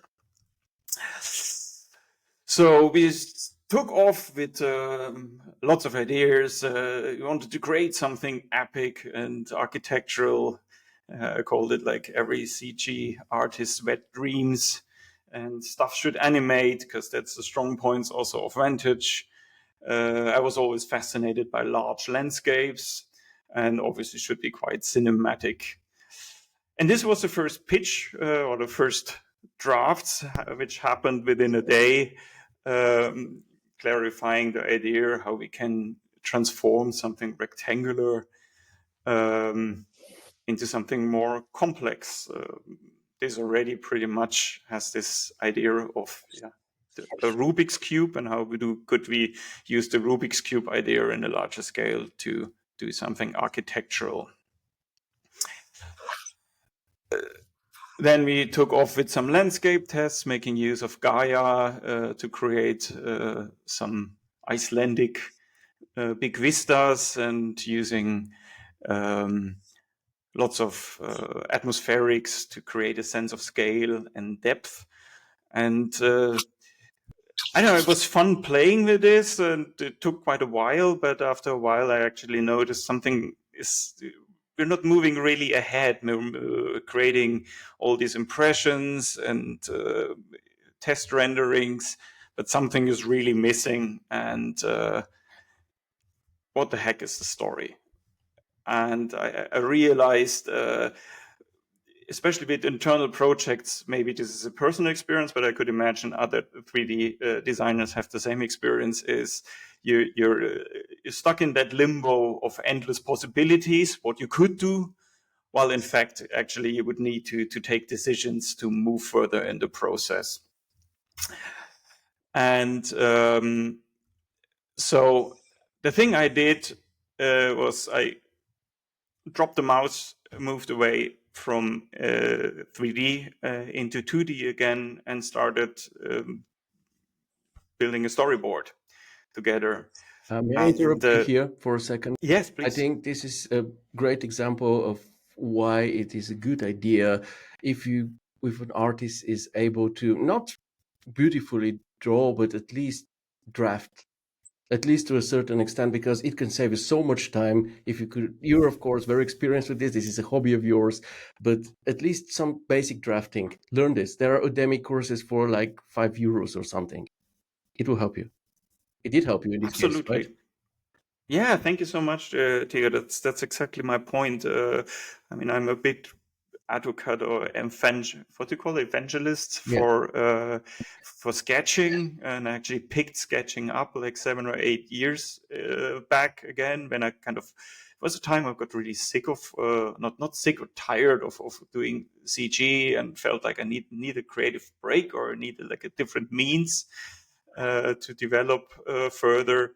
And it's in CG, I mean, there are people who are blazingly fast in 3D, much faster than I am, but still sometimes feel to develop really basic ideas of composition, having a pencil and a piece of paper, or in this case, doing it on an iPad, sometimes can be so refreshing, and it kind of resets your mind to move into a different medium. And I also call this like changing roles in your own process. Like if you have a big studio, you get people who are concept artists, and you get an art director. But if you're just a small team, you actually have to be these roles all in maybe 1 or 2 persons. And to do this consciously can be quite refreshing, to say, oh, now I'm the concept artist. And actually I take this concept art to brief myself as a 3D artist again. Anyhow, and at this point, that was another learning. I realized I have actually no clue about how to sequence cameras. What camera do I choose to convey an idea? When do I use a close up, or when do I actually move very far away from something? And that's when I contacted my friend Olaf, which I showed on the previous slide, and said, he's a cameraman and has a lot of experience. And said, listen, can you help me out on this, or can we talk about this? And that's an experience I can only recommend to you. If you have somebody who's working in that field, contact him. They have so much knowledge. For example, like he talked about animation, or doing a movie is a lot about at which dose do you give away information. As an architectural illustrator, you're used to pack everything into one image. And that's it's also a client's thing. Clients want to have these images where everything's told, because they want to pay just for one image and not for 5 one. So they won't expect this one image to tell everything. But in animation, it doesn't work that way. If you give everything away with the first shot, the animation will get really boring. So this was one of the learnings I took away from Olaf. I can only, if you plan to do an animation, you can contact him. He will be probably really eager to help you out on this one. So, but let me move ahead. And as you've been seeing in the storyboard, I sketched a character, and that was one of these points where I felt like this might be a really, really bad idea to pick up a character into my animation, because I knew it's going to be hard enough without a character. But and I know you quickly enter the uncanny valley, and then a character can look really, really cheesy and spoil the whole animation. But nevertheless, we said, okay, let's do a character. So on the left, you find some reference images, which can be slightly depressing. These AI images, how great and how detailed they already are. On the right, you see my own interpretation, which is totally fine for myself, because for me, it's a means to brief myself, again, as I told before. And it was important for myself to have a character that can convey its own culture into the architecture, as you may see later when I show the animation. And then as one final step in the pre-production, we did a couple of style frames to have a good idea for the CG process later on, what the color range is going to look like, how the light is going to look like, and even if the character looks completely different than what you see up there. But that was extremely helpful. And as I said, it was a means to brief ourselves in the process.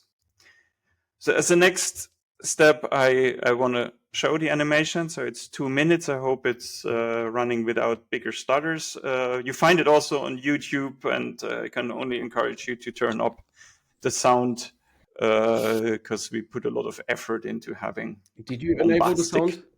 Passes.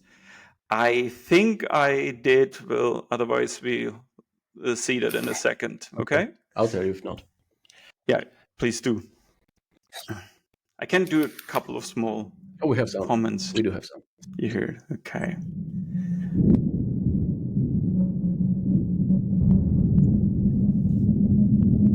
Does it run kind of smoothly?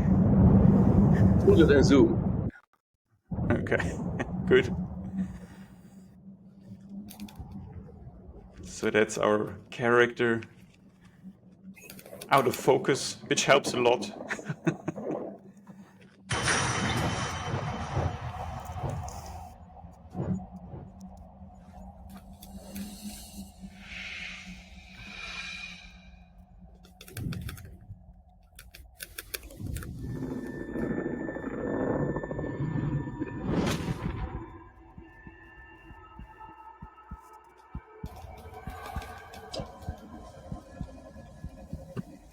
So the character activates the cube and brings him in his own culture, which then transform into the architecture.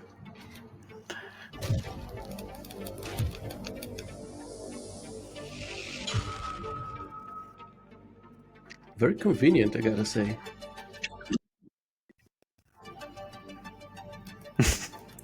You should try it. The future of the nomadic lifestyle, where you can just take your huge villa in your pocket.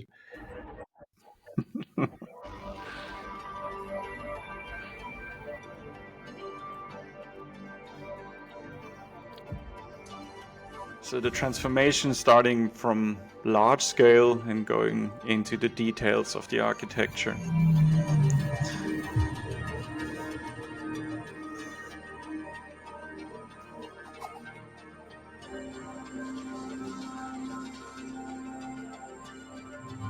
And the triangle as a recurring element of the character of the nomad.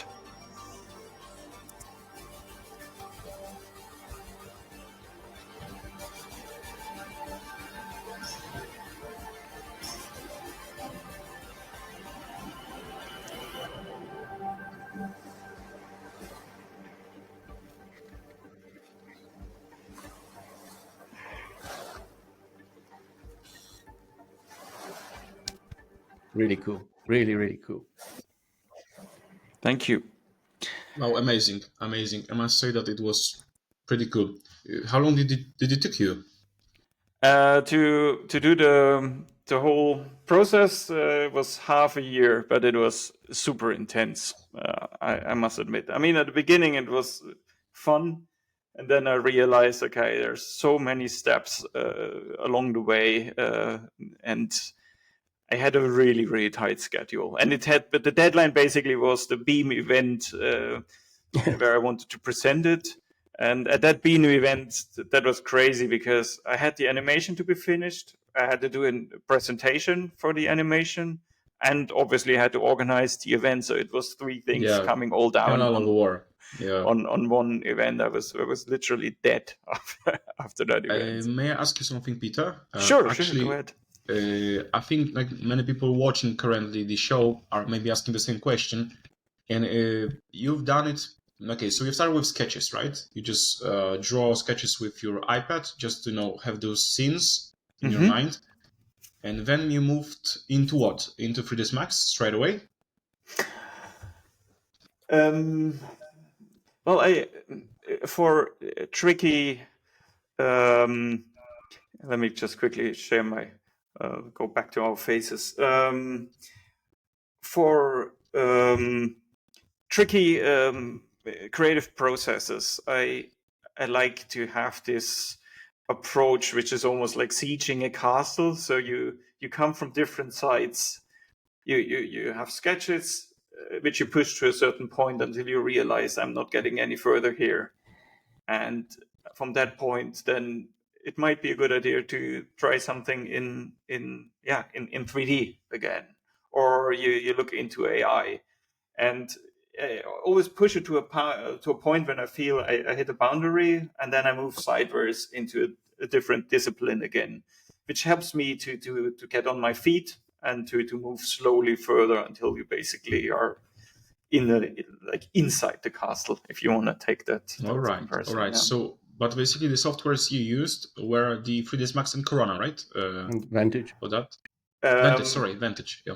3ds Max, Vantage, and V-Ray for rendering. Then in the end, rendering, right? Which would be the next thing I wanted to talk about. Yeah, continue. We can ask all questions maybe afterwards, and then slip into the Q&A as well. All right. Sure. This is an interesting question, Kacper. No, please, any question. Please interrupt me. I like this much better than sitting in front of silence here. Well, we just enjoy, Okay, good. So, okay, you see this again? Yep. All right. So, next slide. So, this is just a quick one for the people who haven't used a Vantage yet. What is Vantage? Which I must admit, before I used it, I didn't quite know it myself. it's a real-time render engine which you can link up directly with 3ds Max.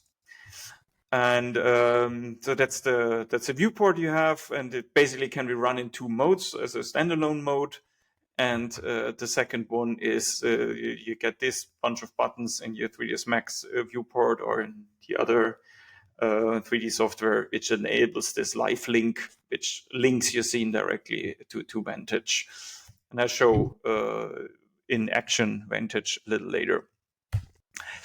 So in order to explore that real-time engine, what I wanted to do is I wanted to build a sandbox. I've always been a fan of open world games. I just liked the exploration sense that 3D environments can bring along. So I wanted to recreate that feeling inside 3ds Max. So some people, they create like animations and really work shot based, but I just wanted to create something big and have a bunch of assets that I then can create an environment that I can explore freely. And so I downloaded this, bought this bunch of scanned assets, but they didn't quite cut it. And one thing that worked actually quite well was taking these 3D models, which had these beautiful normal maps, which created all these fine details.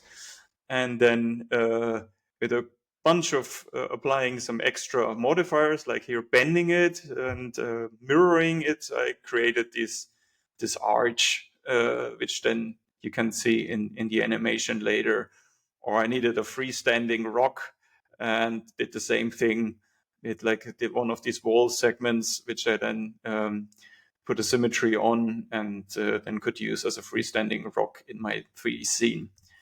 And bringing that all together, like that's a far out view of the scenery I created. I wanted to create something with a lot of different angles, which would be interesting to explore and see the architecture down there at the very bottom of the scene, and then just play with cameras and have all the freedom and liberty that I can, which is probably not the most professional approach, but for me, it was a lot of learning and exploration doing this. So this is basically Vantage operated in the live link. Down at the bottom, you see the 3ds Max viewport and the Vantage viewport on the big screen. And so you can work directly out of the camera and place assets. And this is just, I must admit, it was super powerful to explore and really see the scene so close to the final render result come to life in real time. And for that purpose, Vantage was just amazing. And the same also goes for exploring different cameras and just stacking up a bunch of interesting viewports, working directly with depth of field and wide angle cameras or long focus cameras. Just be inspired, just wander around the scene and explore it with a digital camera virtually. Just huge fun. Amazing. The field is just so amazing, isn't it? Yeah, you can't just get enough of seeing it, right? Yeah, being a Corona user who loves close-ups, I'm used to waiting for long render times to get my clean totally depth of field. So seeing this in Vantage is just so amazing. I also love it for that. Didn't want to interrupt you, but must be said. No, it's fine. And the other thing is the atmospherics. Like as I said, I always wanted to create these large scale sceneries, and atmospherics is something which always pushed up render time so dramatically, and just having this in real time without any significant lower speeds is just great. It's just really good. Another thing outside of Vantage, I want in the animation, I don't know if you noticed it, but at the beginning it starts quite gloomy and ominous and a lot of tension. In the end, the sun rises and there's the tension is released. And I wondered how to translate this in the animation, which I did over a series of HDRs. And one thing which I'm actually quite proud of, because I developed this workflow. I mean, surely somebody else has done it before, but HDRs can actually be quite nicely manipulated in Photoshop as well. So that's the general cyan tone. And then I have another HDR, which is sunrise. And surprisingly enough, they could be actually quite well combined into a new HDR. And here's like this reddish sun glow, which I was looking for. And yeah, that is like a full scale HDR, which is then used to light my scene. And that's another thing in Vantage. Oops, sorry. See. Takes a while. And yeah, here you see it. That you can explore different light scenarios and Vantage in very, very fast pace. So basically what you do here is like rotating the HDRI map, yes or not? For example, I mean, you can flip between different HDRs, or you can rotate them in real time. You can play with other light sources. All right. So I tried. And how fast does it work? I mean, like, is it like really like, I mean, like real time, or you wait just? No, it's real time.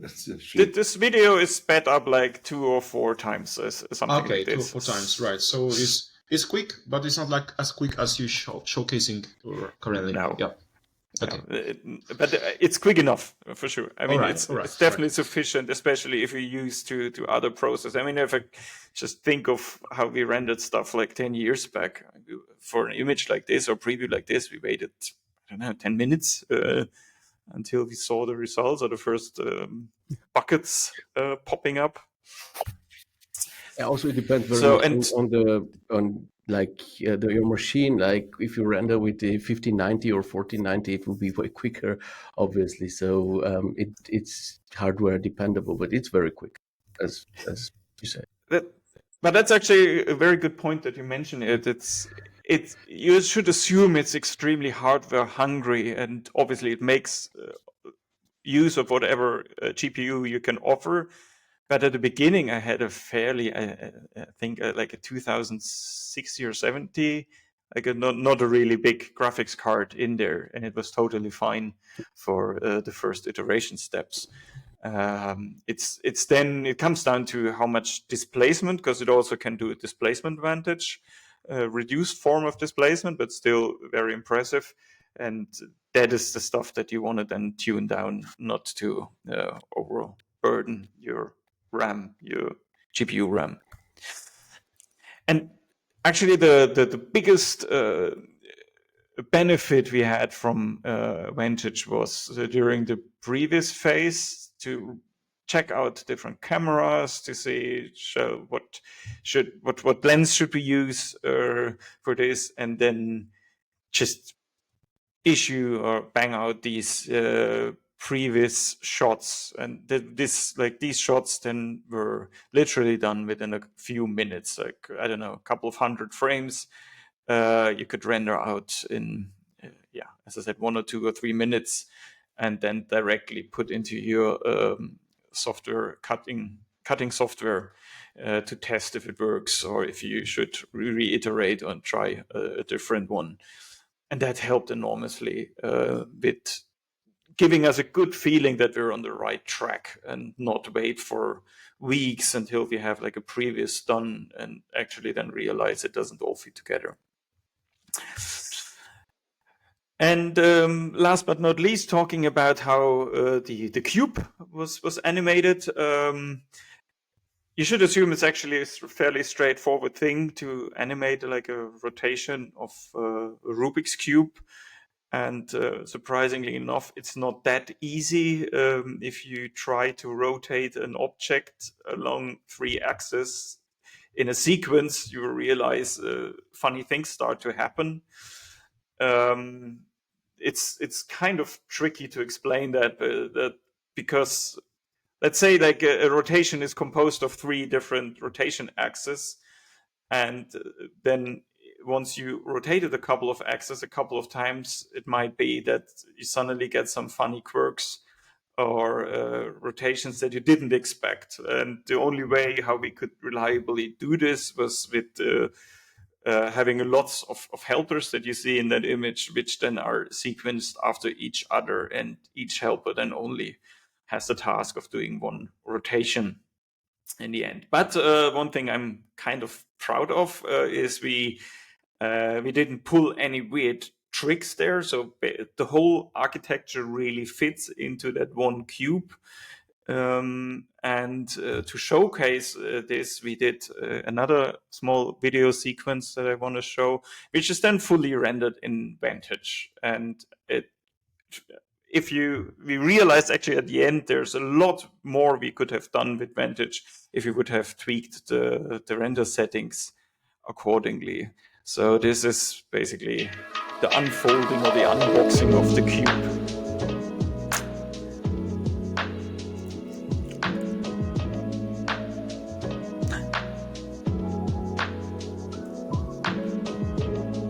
As I said, fully rendered in Vantage in very little time. And if you dig a little deeper into Vantage, there are render settings that you can do.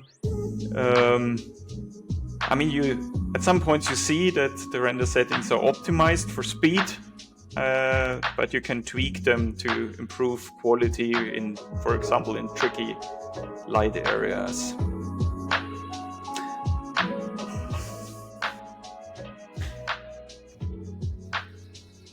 All right.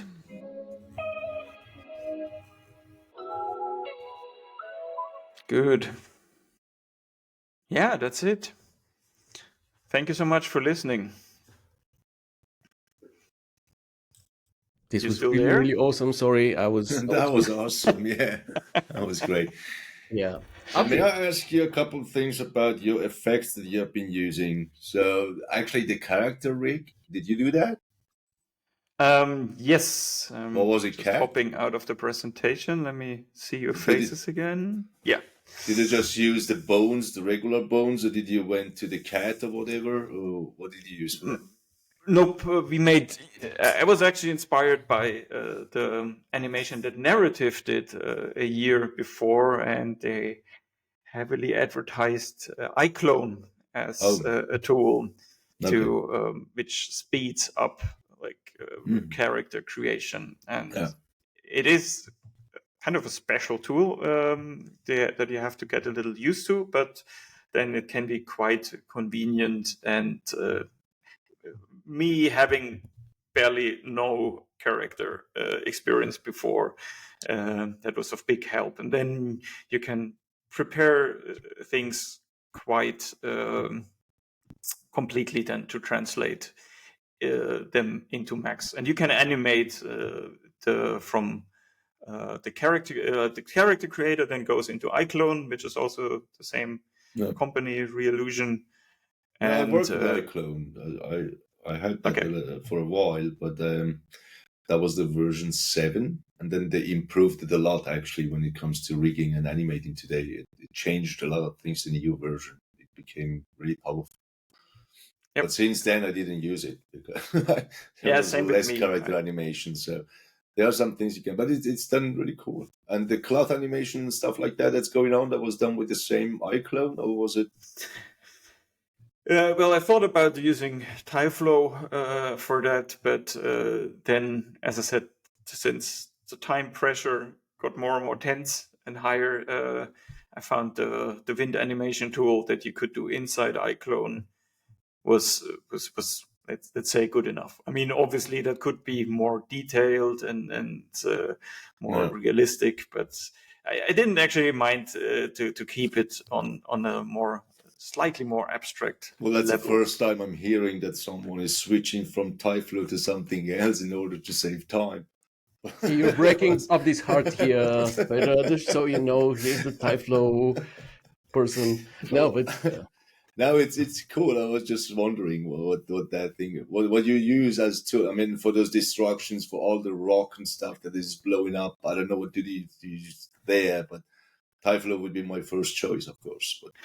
But there are other things you can use if you have if you're experienced with Udemy and stuff like that, then you won't touch Tyflow.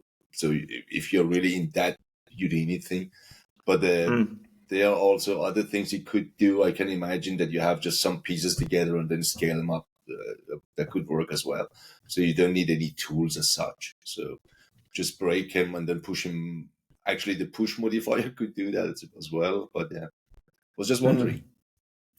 Well, actually, in fact, I did a lot of the final touch-ups in DaVinci itself. No. I don't know if this was the best idea in the end, but most of the particles that you see flying around, all these embers and ashes, or snow ash thing, that it's actually done in DaVinci, because I felt like I don't want to have too many render processes overlaying each other, and in DaVinci, in Fusion, you can do these particles while you actually render out the film. No. Okay. But Peter, now honestly, if you have the same thing in After Effects as well. Support with Tyflow, you have the person sitting right next to you here virtually. Oh, because thank you, yeah, it's true. So I mean, sometimes it's about a process optimization, and sometimes we just I understand you, Peter, because when you see Tyflow for the first time, and I don't know if this was the case with you, but when I saw it for the first time, seeing all those nodes and the logic, I was like, oh, this is overwhelming. I don't have time to learn it or to use it. But having somebody who can explain it to you the way Abdy does really helps. So maybe in future, if you do, and I hope you do, so there's such further animations, because this one was great, and this is your first one, you can reach out to him. I'm not here to create networkings or stuff, but it's the truth. It's my honest opinion. Thank you. So I just think it's a great thing to work with. It's just fast. It is universal in so many cases. It's just amazing. I mean, I saw a couple of things that could be achieved with Tyflow in your animation. I was just wondering what you have been using.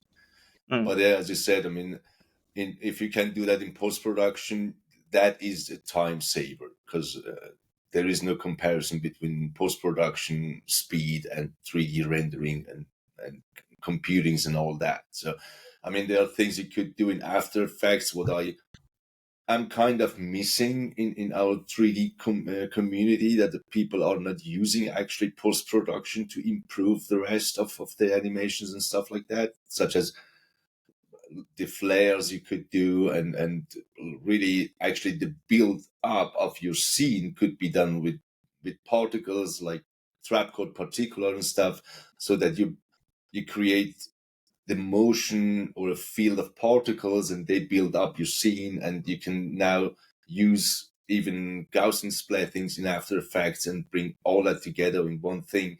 And After Effects is giving you also the results in real time, if you wish. And it is also supporting 3D in two different ways. So either you have Cinema 4D and you can export everything into that and bring it from Cinema 4D to After Effects, or you can just go with OBJ objects or meshes, or even OBJ sequences, which is really interesting to work with. Even it is a time killer or memory killer sometimes. But there is Element 3D for After Effects that supports all that things, and you can achieve some really great 3D animations much faster than you could do in any render software that we have today, just right in After Effects, really with ray tracing and all the things. But people are missing those things kind of in these communities. If you're not in VFX and motion graphics and all that things, you do not experience all the tools that are around. But it could be pretty helpful to take a look at those things and see how you can really improve. I mean, not you, Peter, but the 3D artists in general go to that field of post-processing and push it further. That would be great. I totally agree with the Abdi, especially in the era where we joined the AI enhancement. Yes. Like, post-production makes a huge difference. Like, even I use, like, for a year or so, I use AI post-production. I mean, post-production connected with AI, like, just meshing those, different techniques. and just simply using it as a Photoshop layers and kind of trying to get the best look out of the image. Yeah, I totally agree with the Abdy. I think it's the fastest, very often way to have improved image. Yeah, I mean, even now in Vantage, or since the version 2 point something, you can now render out different passes, right? So, and you can use all those XOIO files right in After Effects to improve the light, actually the reflections, and everything that you bring in with your animation, and really push them to life with some built-in effects. Even the glow effect can give you a really, really impressive look after your render is done. And on top of your renders, you have the star glows that you can use. You have so many things you could put upon your real image that you have created. And I was talking about that, I guess, with Theo in one of his giveaways that he had, that the lighthouse.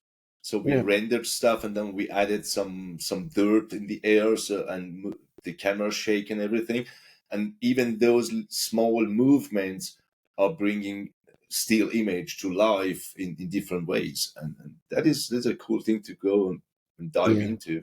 Especially in the era of it's interactivity. an era that it's another thing that people have again to spend money on it. So that is the other part.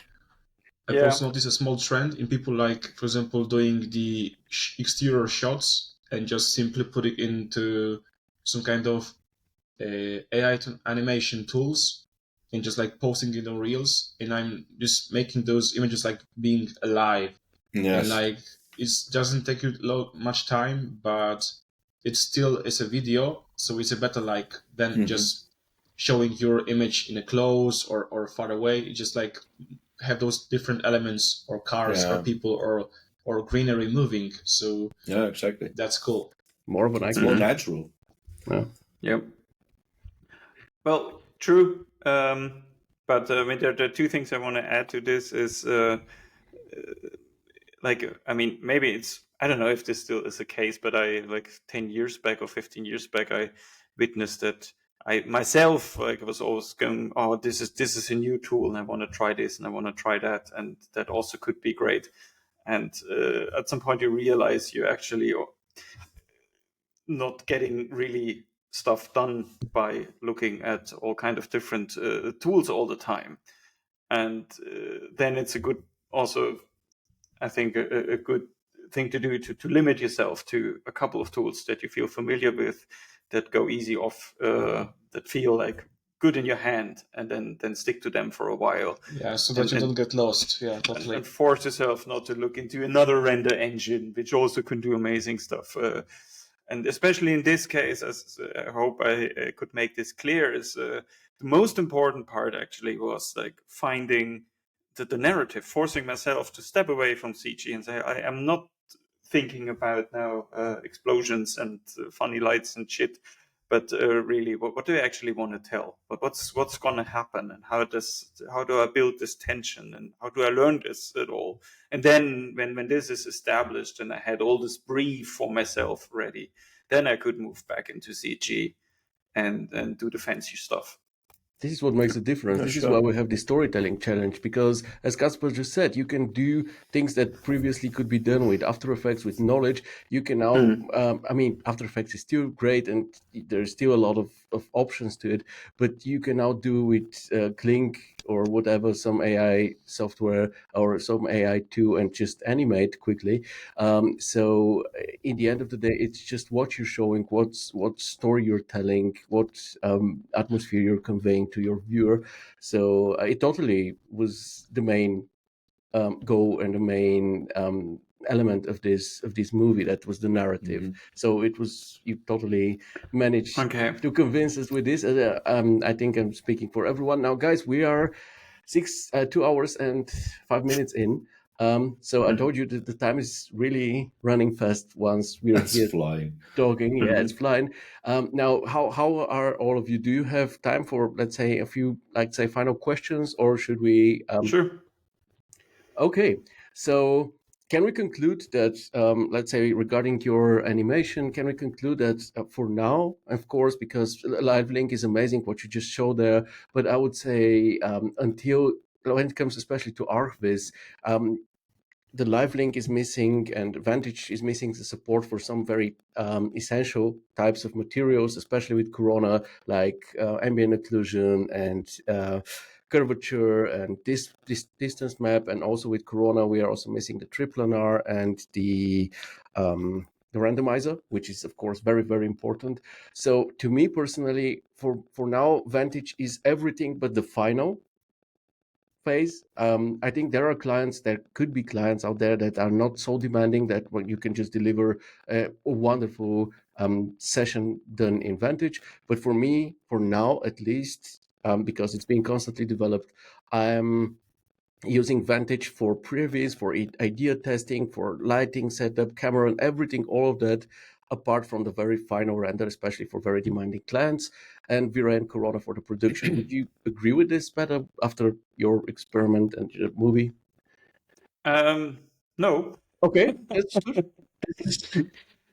Not entirely. I mean, and I know where you're coming from, and I mean, in this case, this is. I mean, obviously, this has been done with Vantage like over a year ago, so Vantage has come some way since then. A lot. Yes. But still, then I felt like, okay, to get this reliable quality as a long-time V-Ray user, I switched to V-Ray for almost all the shots, and some of them in Corona. But let's say in a commercial case, and I think I'm referring to something that Vlado once said about using V-Ray GPU back then, which I feel still applies for Vantage here.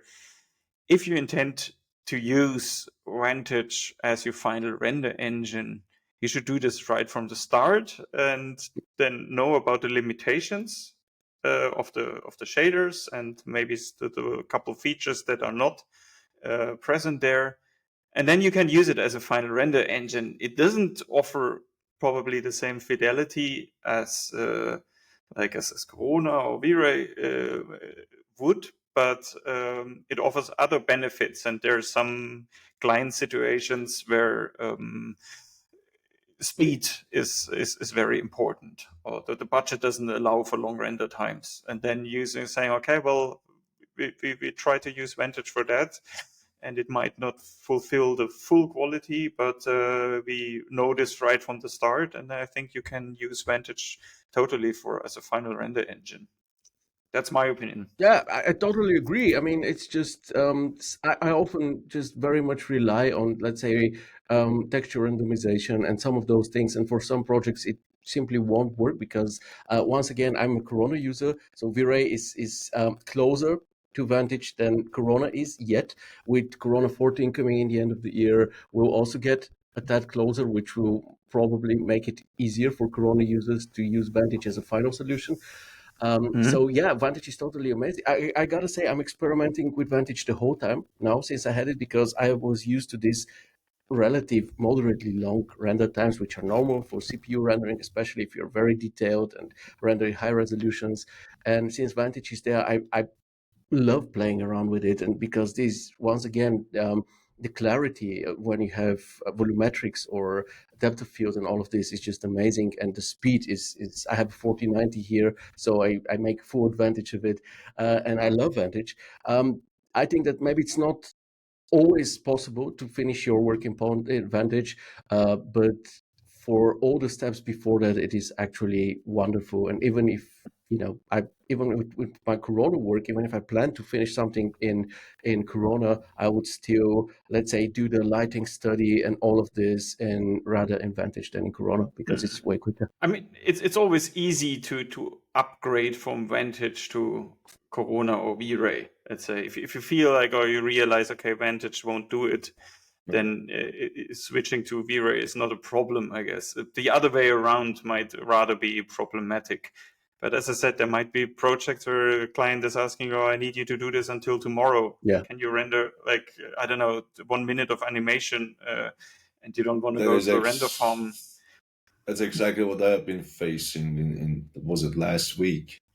I was contacted Friday night, and I had to deliver that at Saturday, and they had to present it on Monday. So that was just crazy. That couldn't be happened without Vantage. That's impossible. I mean, that render speed is just it's pushing everything to the next level. And I used about 250 samples to get it done. I mean, it wasn't that reflective on no hair and stuff, no fine details, so that we could use all those 2,500 samples or whatever higher. But that did the job, and that was it. So I had really to create a product visualization, and then from different angles and so on. And there is nothing faster than doing that now with Vantage. And it came a freaking long way. So we don't have to forget it started with Lavina, I guess. Project Lavina was its name. And there you realize that this is the first time that any render engine that is made for 3ds Max is capable of dealing with millions of particles and faces and polygons and all that.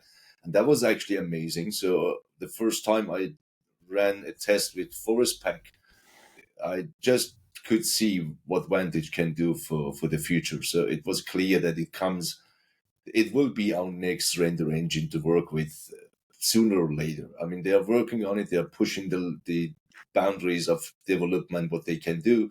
I can understand it is not happening over the night, but right now they managed to render smoke just in real time with even Phoenix's setup, which helps if you have just the AUR files exported and then you use the cache file. That helps much more and doesn't crash so many times. But it is possible. So that is the cool thing.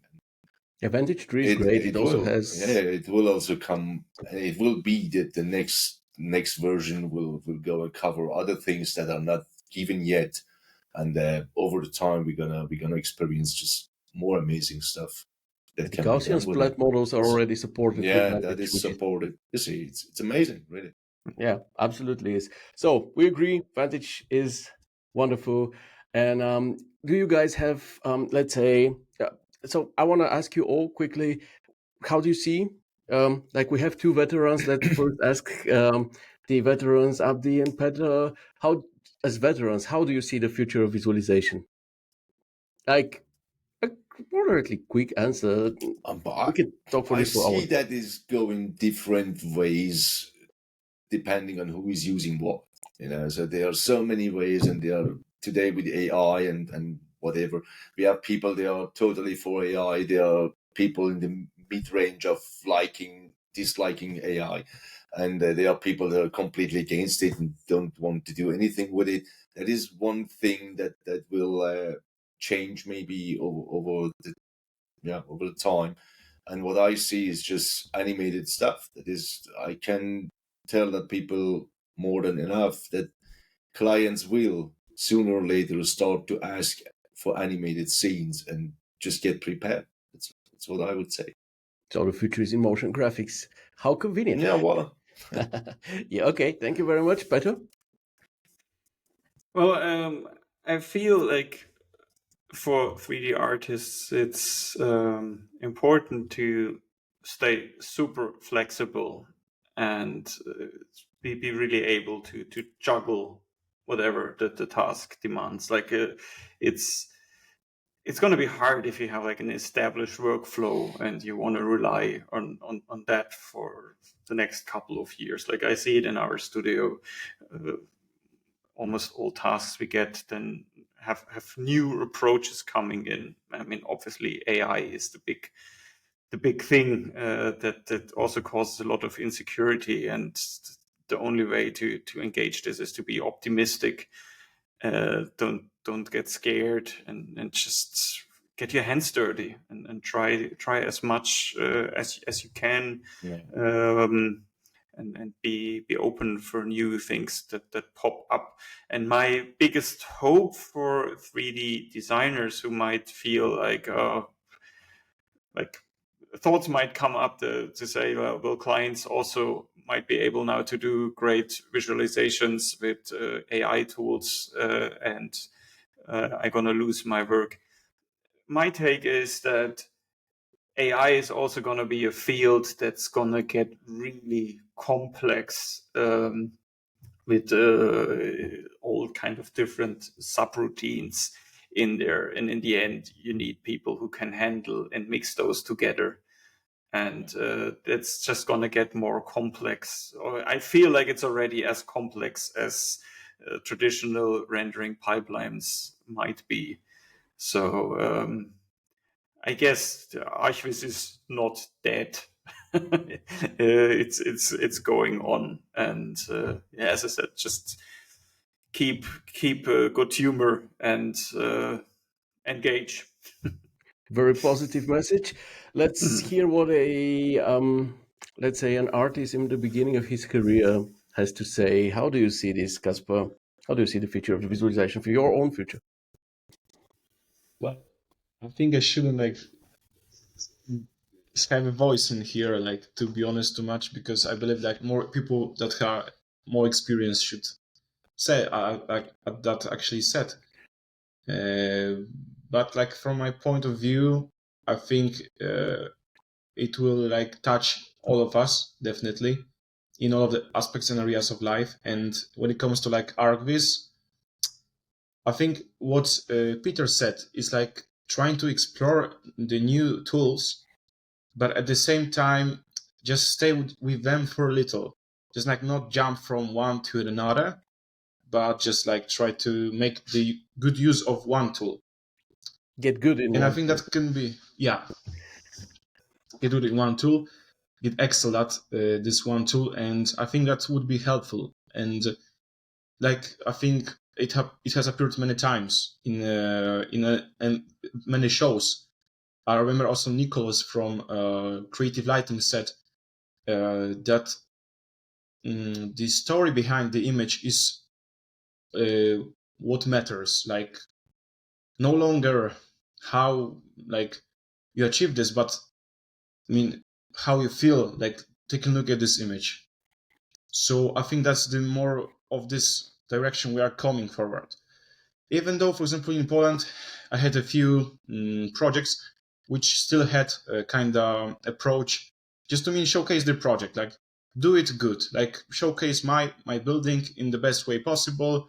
And they didn't think about conveying emotions yet. So I think it's we are still a little bit maybe not behind, but maybe up to these changes. But most of the time, I think what will happen in the future is that people will actually to experience more. Yeah. And definitely, I think what people are going to value more is the work that people do. And when I say that, that's, for example, so there are some images that you can clearly say they are created by an AI, right? And very often they lose this kind of human touch, human, I don't know how to describe it. Yeah, individuality, it is personal touch. There is already fatigue, AI fatigue. Yeah. Oh yeah, that's a good naming for that. Yeah. That's so, generic touch to AI art, I think. Yeah. There are people who are even asking for AI-free zones, and honestly, if you search for a reference on Pinterest nowadays, you mostly find AI, which is infuriating because I like references, always photography. Yeah, I've also looked, for example, because I have a wedding in the next year coming, and kind of inspirations, and there were most of them created by AI. I was no, I don't want this. I want it to be human-like, right? Something real. Just something real, yeah. And as the AI may definitely help you, I think it should not replace our work. So very often, for example, when I don't know whether you do guys also do this, but for example, I see some work in the internet. It's if I clearly see that it's done only matter of seconds, I just scroll down farther. I just don't like it. If I see that something is more human touch, maybe not that perfect, I stay for longer with this image. Yeah, it's fast food. It's pre-processed too many times. People still enjoy genuine stuff.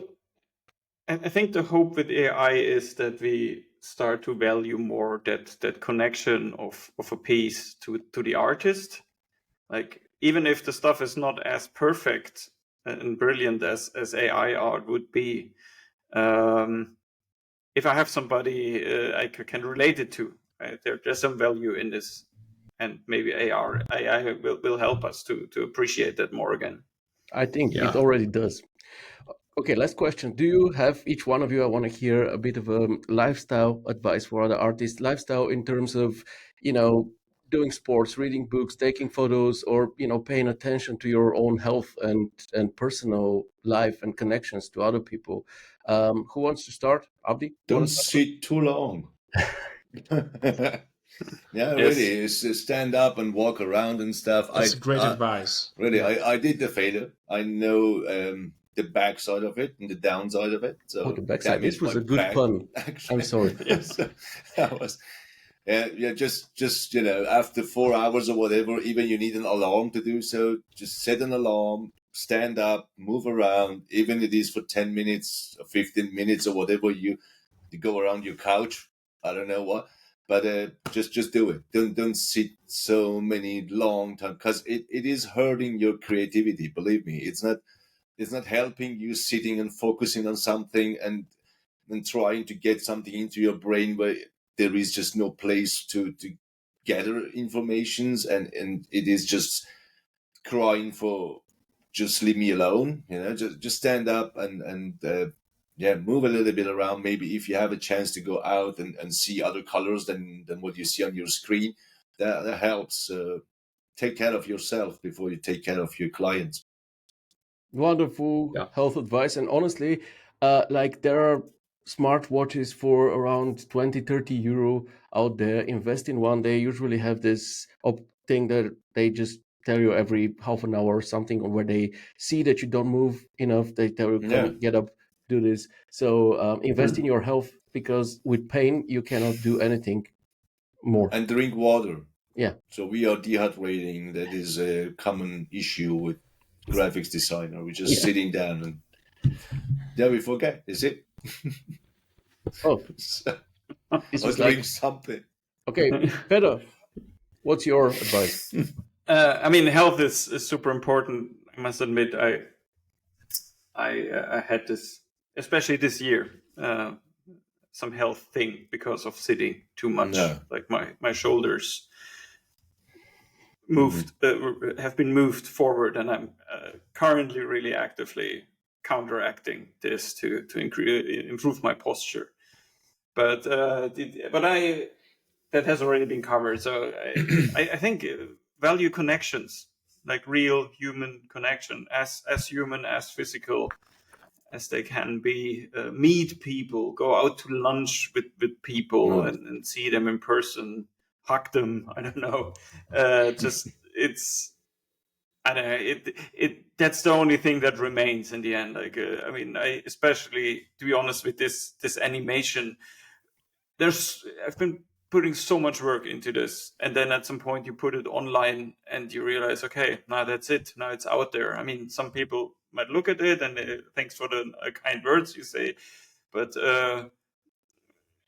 I really realized it's whatever you do with other people, that's way more important, and that's the stuff that remains in the end, working as a team. And that's why I appreciate all the people who are working with me at XOIO so much, because they're a kind of family to me. And I have no shame of saying this. I really appreciate that I can see them each day, move to the office and be with them, close with them. That's very good.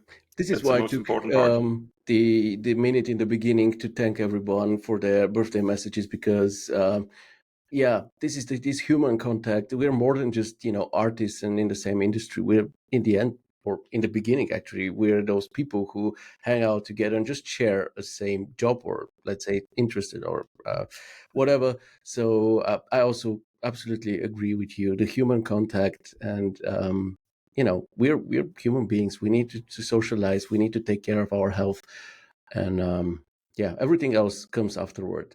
Kacper, you're planning a wedding. You are doing sports, volleyball. and stuff. So you seem like you know how to balance out your life. Yeah, I mean, like, for example, to be honest, my main goal of actually having this job, the idea behind it was to have this freedom, because I really like this word and I really like identify with it, just to be to be free and just to be able to do the things I like the most. I know I'm not like in the top 5% of people like doing such a high realistic and amazing work. I do like my work, but it's not like that. But this balance actually comes to this price, right? I think we talked with Theo like many times. For example, what he values are, for example, the time he spends with children, and With my children, the time just to he be has. clear, not Yeah. yeah. Yeah, with his children, Yeah. and with his wife, I suppose. And for me, it's my time with my fiance, with actually the things I love, the volleyball, the gym. Lately, I really like it much, and I encourage everyone just to kind of stay consistent with also exercising, or maybe just do some stretching or walking around the room. Just that actually makes you feel more energy. There's a tip I heard like somewhere. For example, when your work just it just bores you, it's like you don't have energy like to do anything.